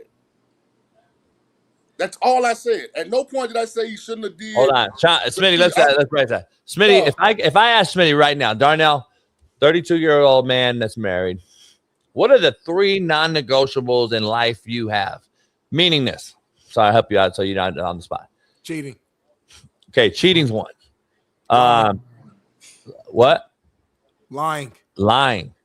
My thing is like disloyalty, stab me in the back, fucking throw me under the bus, bash me, fucking dishonor my name, make me look like something I'm not. Yep.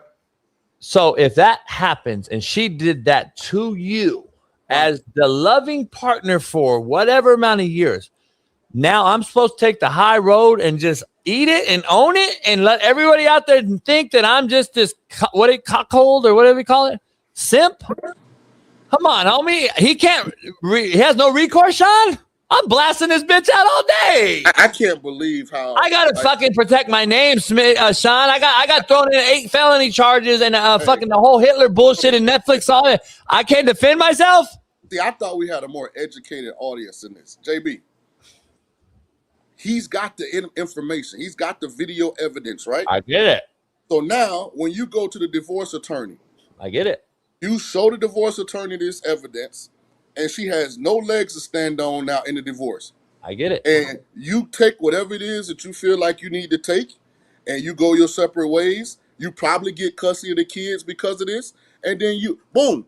Nobody else, but I'm saying you don't gotta throw the grenade and put the video out there. Where's the grenade at? She's blown this dude up for 6 years straight. What do you mean? So he's supposed to take all the shrapnel? He just takes the shrapnel and it's okay. She was blowing him up before he got on his knee and said, "Will you marry me?" That's what I keep going back to. You weren't blowing him up. Yes, she was. You just didn't know her because she wasn't an NFL insider then. She was. She's been doing this shit for 15 years. That's what I'm telling you. When he met her, she was the same girl.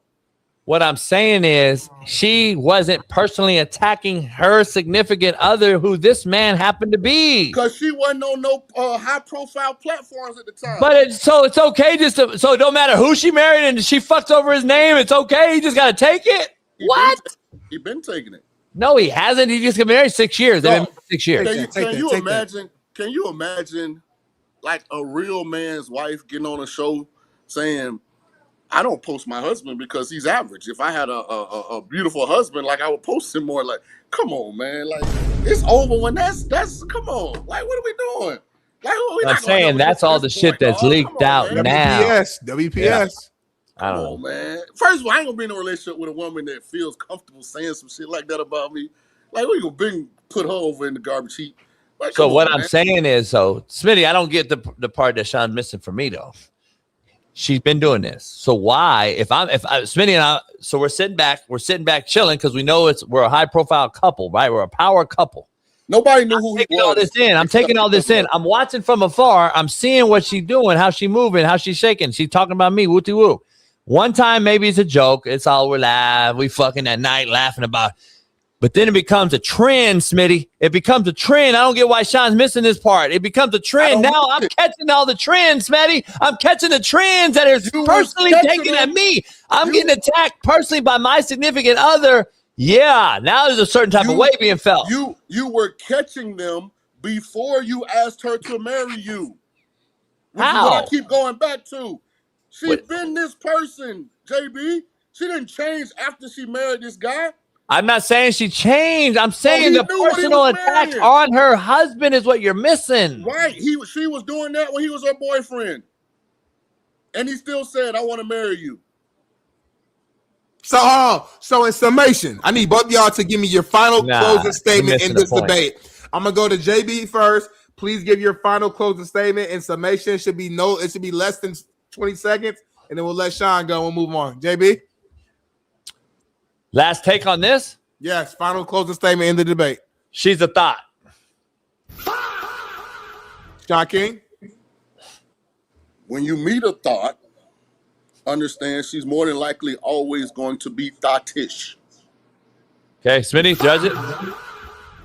It's not for me to judge, for the people to judge. Chat, let us know who won that. Let's get into brass tacks. Last in the show, it's Merciless Monday. 902. Shaun, real quick, your quick overview of the NBA and NHL hockey. If you have bet on any of it, what you do, how'd you do, any shocking surprises? 8 versus 1. Orlando gets 1 in Detroit, steals 1. We're back. All the other favorites dominated for the most part. Luka is trending, maybe playing game 2. KD did not play game 1. How did that go for you? The Lakers still in one. I picked the Lakers. The only one of the 3 on this panel. I picked the Lakers to win the series. Where are you guys at with the playoffs, Shaun? Real quick, any shockers that you didn't think would happen? Okay, the Magic's back. Let's acknowledge that we're finally healthy. I said once we got Franz Wagner back. Oh, hell no. This I was motherfucker, ready. Smitty's damn near demise. He wanted the demise from him. Hey, I'll be the first to tell you I didn't believe. I wanted them to lose and blow the whole thing up, but this is what I envisioned when we traded for Desmond Bane. Last year, Suggs was hurt. This year, Wagner was hurt. We got both of them back. We can legitimately beat anybody in the East. Will we do it? Will we do it? Boy. I don't know if we'll do it. Y'all did not beat Boston, but go ahead. Having said that, the NBA got a problem. You literally could put the line at -20 in multiple first-round matchups, and the underdog can't cover. Like, the disparity in this first round between, like, Celtics, Sixers, Thunder, Suns, like, Spurs, Blazers, like, it's massive. Like, these lines this is the NBA playoffs, dog. I think the Celtics were -12.5. Shit, I think the Thunder were -17.5 in a playoff game. Like, that's a problem. All right. Because the NBA was pretty much unwatchable yesterday. It was all blowouts. Oh, it's horrible. We didn't know until an hour before the game that KD wasn't playing. I'm like, what's going on, homie? And then it's horrible, homie. Let me it's ask a the joke. 76ers a question. How in the hell do y'all got a guy that y'all load manage at the highest level of anybody in the NBA, and he's still not available come playoff time? Trust the process. Listen, not only that, I'm just tripping on this. Like, what's his name? What SGA? Joel Embiid. No, SGA was horrific. If you watch the game, I was watching the boat. He was bad shooting. He couldn't make a basket, but then he gets to the line off all these flops. I mean, I'm just like, I agree, dog. I didn't know it was a trending thing. I haven't watched NBA that much, but I didn't know he was like the new LaFlopper. And they're just pretty mad. The other players are now coming out talking about it. Like, this motherfucker's getting sent to the line when he shouldn't. All this shit. Is that a real thing? I think Paolo should play like that. The problem is he can't make his free throws. But, I mean, the thing I like about Shea, he's smart. If Shea's shot not dropping, he gets more aggressive, and he makes you foul it. Yeah. Gets to the but rim. the Thunder are good because of their others. The Thunder got the best others in the NBA. Their defense is phenomenal, too, man. Even when their shots not going down, like it wasn't really the other night, their defense is going to win the game for them. The way they can switch off everything, everybody the rotations is smooth. If somebody has to help on a corner three, the backside big knows how to rotate in the paint to help. Like it's just like the well-oiled machine. They're so well coached. And shout out to Wemby. Oh, man. What are you, 7-4, 7-6, 5 or 6 from 3 yesterday? Was you watching it though? He was like step back. Oh, like it's crazy to watch, man. He's a problem. Scary. He's a problem. Jamie said he was going to be a bust before the year he got drafted, so I'm glad we're seeing this, and he's so wrong on it. So I like Denver. I think Denver's playing as well as anybody right now. They Minnesota is another team kind of pissed off on how the game ended with the free throw disparity, blah, blah, blah. They were mad about how the game ended. Denver got it done. But the NHL, because you call yourself Black Ice on the betting side, we're going to go to Black Ice, which is Darnell Smith on this show. Yeah. He covers ice hockey on this show. Too. You said you didn't even know who the manager was for the Wild the other day. But anyway, Smitty covers hockey on this show. Some upsets in the first. The Kings lost 2-1, man. The Wild. Yeah, I hated that, man. You hated what? That. I hated seeing the Kings lose that one, man. That was a very winnable game. But again, you watched it close. You watched that one? Yeah, it's only one game though. You know, we'll definitely bounce back. You know, I'm a huge Kings fan, being here in LA, and the way they finished the season off so strong. After a tough early, part of the season where they just couldn't seem to get a puck in the net, they couldn't score. Offense started to really get rolling late in the season, so I still believe in them to win this series. But also, man, you got Buffalo up against right now against the Boston Bruins 1-0. Then game 2 is tomorrow night, if I'm not mistaken. The Hurricanes, Shaun, I know you had to watch that game, man, against the Ottawa Senators, man. They're up 1-0. They actually play again today on 420. Game 2 is tonight. Excited to see that. And the Penguins play the Philadelphia Flyers tonight as well, man. They're up 1-0. Shaun King, let me know right now that who are you liking right now, man? Like any surprises so far? And I know it's only been 1 game, 2 games, whatever. Any surprise so far that you're seeing? I think it was almost 50-50 as far as the lower seed winning. Yeah. In the first game. But I mean, I think the Avs are due. I mean, McKinnon and them playing at a high level. They got multiple guys can score. I still think the funnest team in the league is Edmonton. They got this young cat Savoy that they added to the mix to go with Connor McJesus and those guys. So, I mean, we'll find out. Hockey weird, man. Hockey, generally the team that wins the Stanley Cup is the team whose goalie gets hot in the playoffs. Yeah. Nah, for sure, man. The series that I'm really keeping my eye on, that to me has been the most exciting so far, is just the battle of Pennsylvania with the Pittsburgh Penguins and Philadelphia Flyers, man. Like if you guys watch that first game, man, it was the animosity was on full display. Full display, man. There were 81 combined hits in game 1. When for the regular season averages for both teams, Philly is 23 and then Pittsburgh is 17.6. So the fact that they're at 81 combined is insane. So everybody knows too. In NBA, I have tickets on the Nuggets to win the West in the championship, and I got tickets on the Pistons to win the East, which I'm not sure. I feel great about that. Sure. And in hockey, I've got the Golden Knights to win it all. Golden Knights, okay. Florida Panthers didn't make it. Defending champs didn't even make the playoffs. 2 times back to back. Crazy, yeah. We'll talk some more baseball tomorrow. We'll get that going tomorrow. We're already past the time. Shout out to Pat McAfee and the boys. WWE got a neck brace on the show, playing the full part. Shout out to Mike Allstott. Great event. I don't watch WWE. Great event down in Tampa. Your boy went down. I competed. I conquered. Who wrestles still? My group took first in the Mike Allstott golf event. I'm the Black Tiger Woods now when I got the clubs in the back of the cart. So it was a productive weekend. Shout out to Pat Perez, man. First senior tour event. Hasn't played in a year. Finished 5th. Okay, back. Okay, yeah. Pat still got it. He's back. And now he's off 3 months because he cannot play no longer because they suspended him. He too young? No, he's 50. He turned 50. That's the rule. Nah, what happened is him and Koepka sued. They sued to get back into the PGA. I got you. So until that's done. So I'm gonna go see him, man. Probably next week. I'm gonna go out there, probably do a couple shows from there, Smitty, like we used to. And I'm gonna go chill with him because he's off for 3 months to sit at the house. And that was his first event with the senior tour. So he got his feet wet after having played in a year. He's like, I think he's gonna dominate this thing. Finish 5th after not playing in a year. If that Gator community had met its quota for brothers, just let me know, man. I'll shoot over. It's an easy flight. Easy drive. Nah, I ain't driving. No, that's you. You drive, I fly. But we talked about it. Like you starting to like change. I was frustrated. I'll be frustrated, but I'm gonna still fly. I can't drive like that, man. I got a heavy foot. I'm just asking to get tickets. 45-minute flight versus a 5-hour drive. Yeah, I'm flying all day. About 3 hours. To me, it's like 3 sticks. I'm there. It's really easy. So all right, guys, y'all enjoy your Monday, man. I was we'll see you tomorrow. Join me tonight. I'll probably be a little early. I don't need the intro video. And when you see me backstage, bring me in immediately, please. You guys been getting a little slow. Well, let me sit back there, and it's really frustrating. Just a request.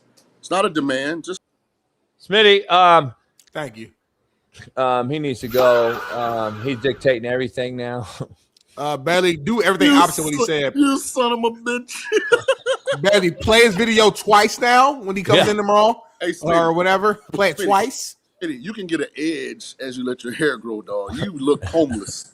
Bailey, play his video twice when he comes in next time, and bring him in late, 5 minutes late every time. Thank you. Hey, love you, Bailey. Hey, by the way, Bailey getting shot at now in them Colorado streets, dog. Yeah. Hold on, I ain't saying. Hold on. Hey, Johnny. Wait. Bailey, play the sound, Bailey. You know what sound I'm talking about. Hey, Bailey getting shot at. Bailey and Matt been going at it like a Colorado. I mean, they the new they're the new fucking. I like it. It's good for business, homie. Yeah, and don't tag me. Y'all motherfuckers don't tag me because somebody came at me on Twitter and said I'm only known for a Colorado hater. I say no, they call Bailey by name. I take all the smoke. You don't want this smoke on Twitter with me. They call Bailey Matt little side chick that sit there and agree with everything. No, they did. Bailey the new side chick. They call the side chick? They going at Bailey. They going at young Bailey. I want to read them. I want to laugh. Oh my God. They going at Bailey? It was an audio interview I heard. Yeah. All right, I'm out, dog. I'm out too, JB. You can finish the show. I'm out too. I'll see you tonight on Patreon. Member up tonight. I'll see you at 7 p.m. Pacific. Fact, not fiction. Peace.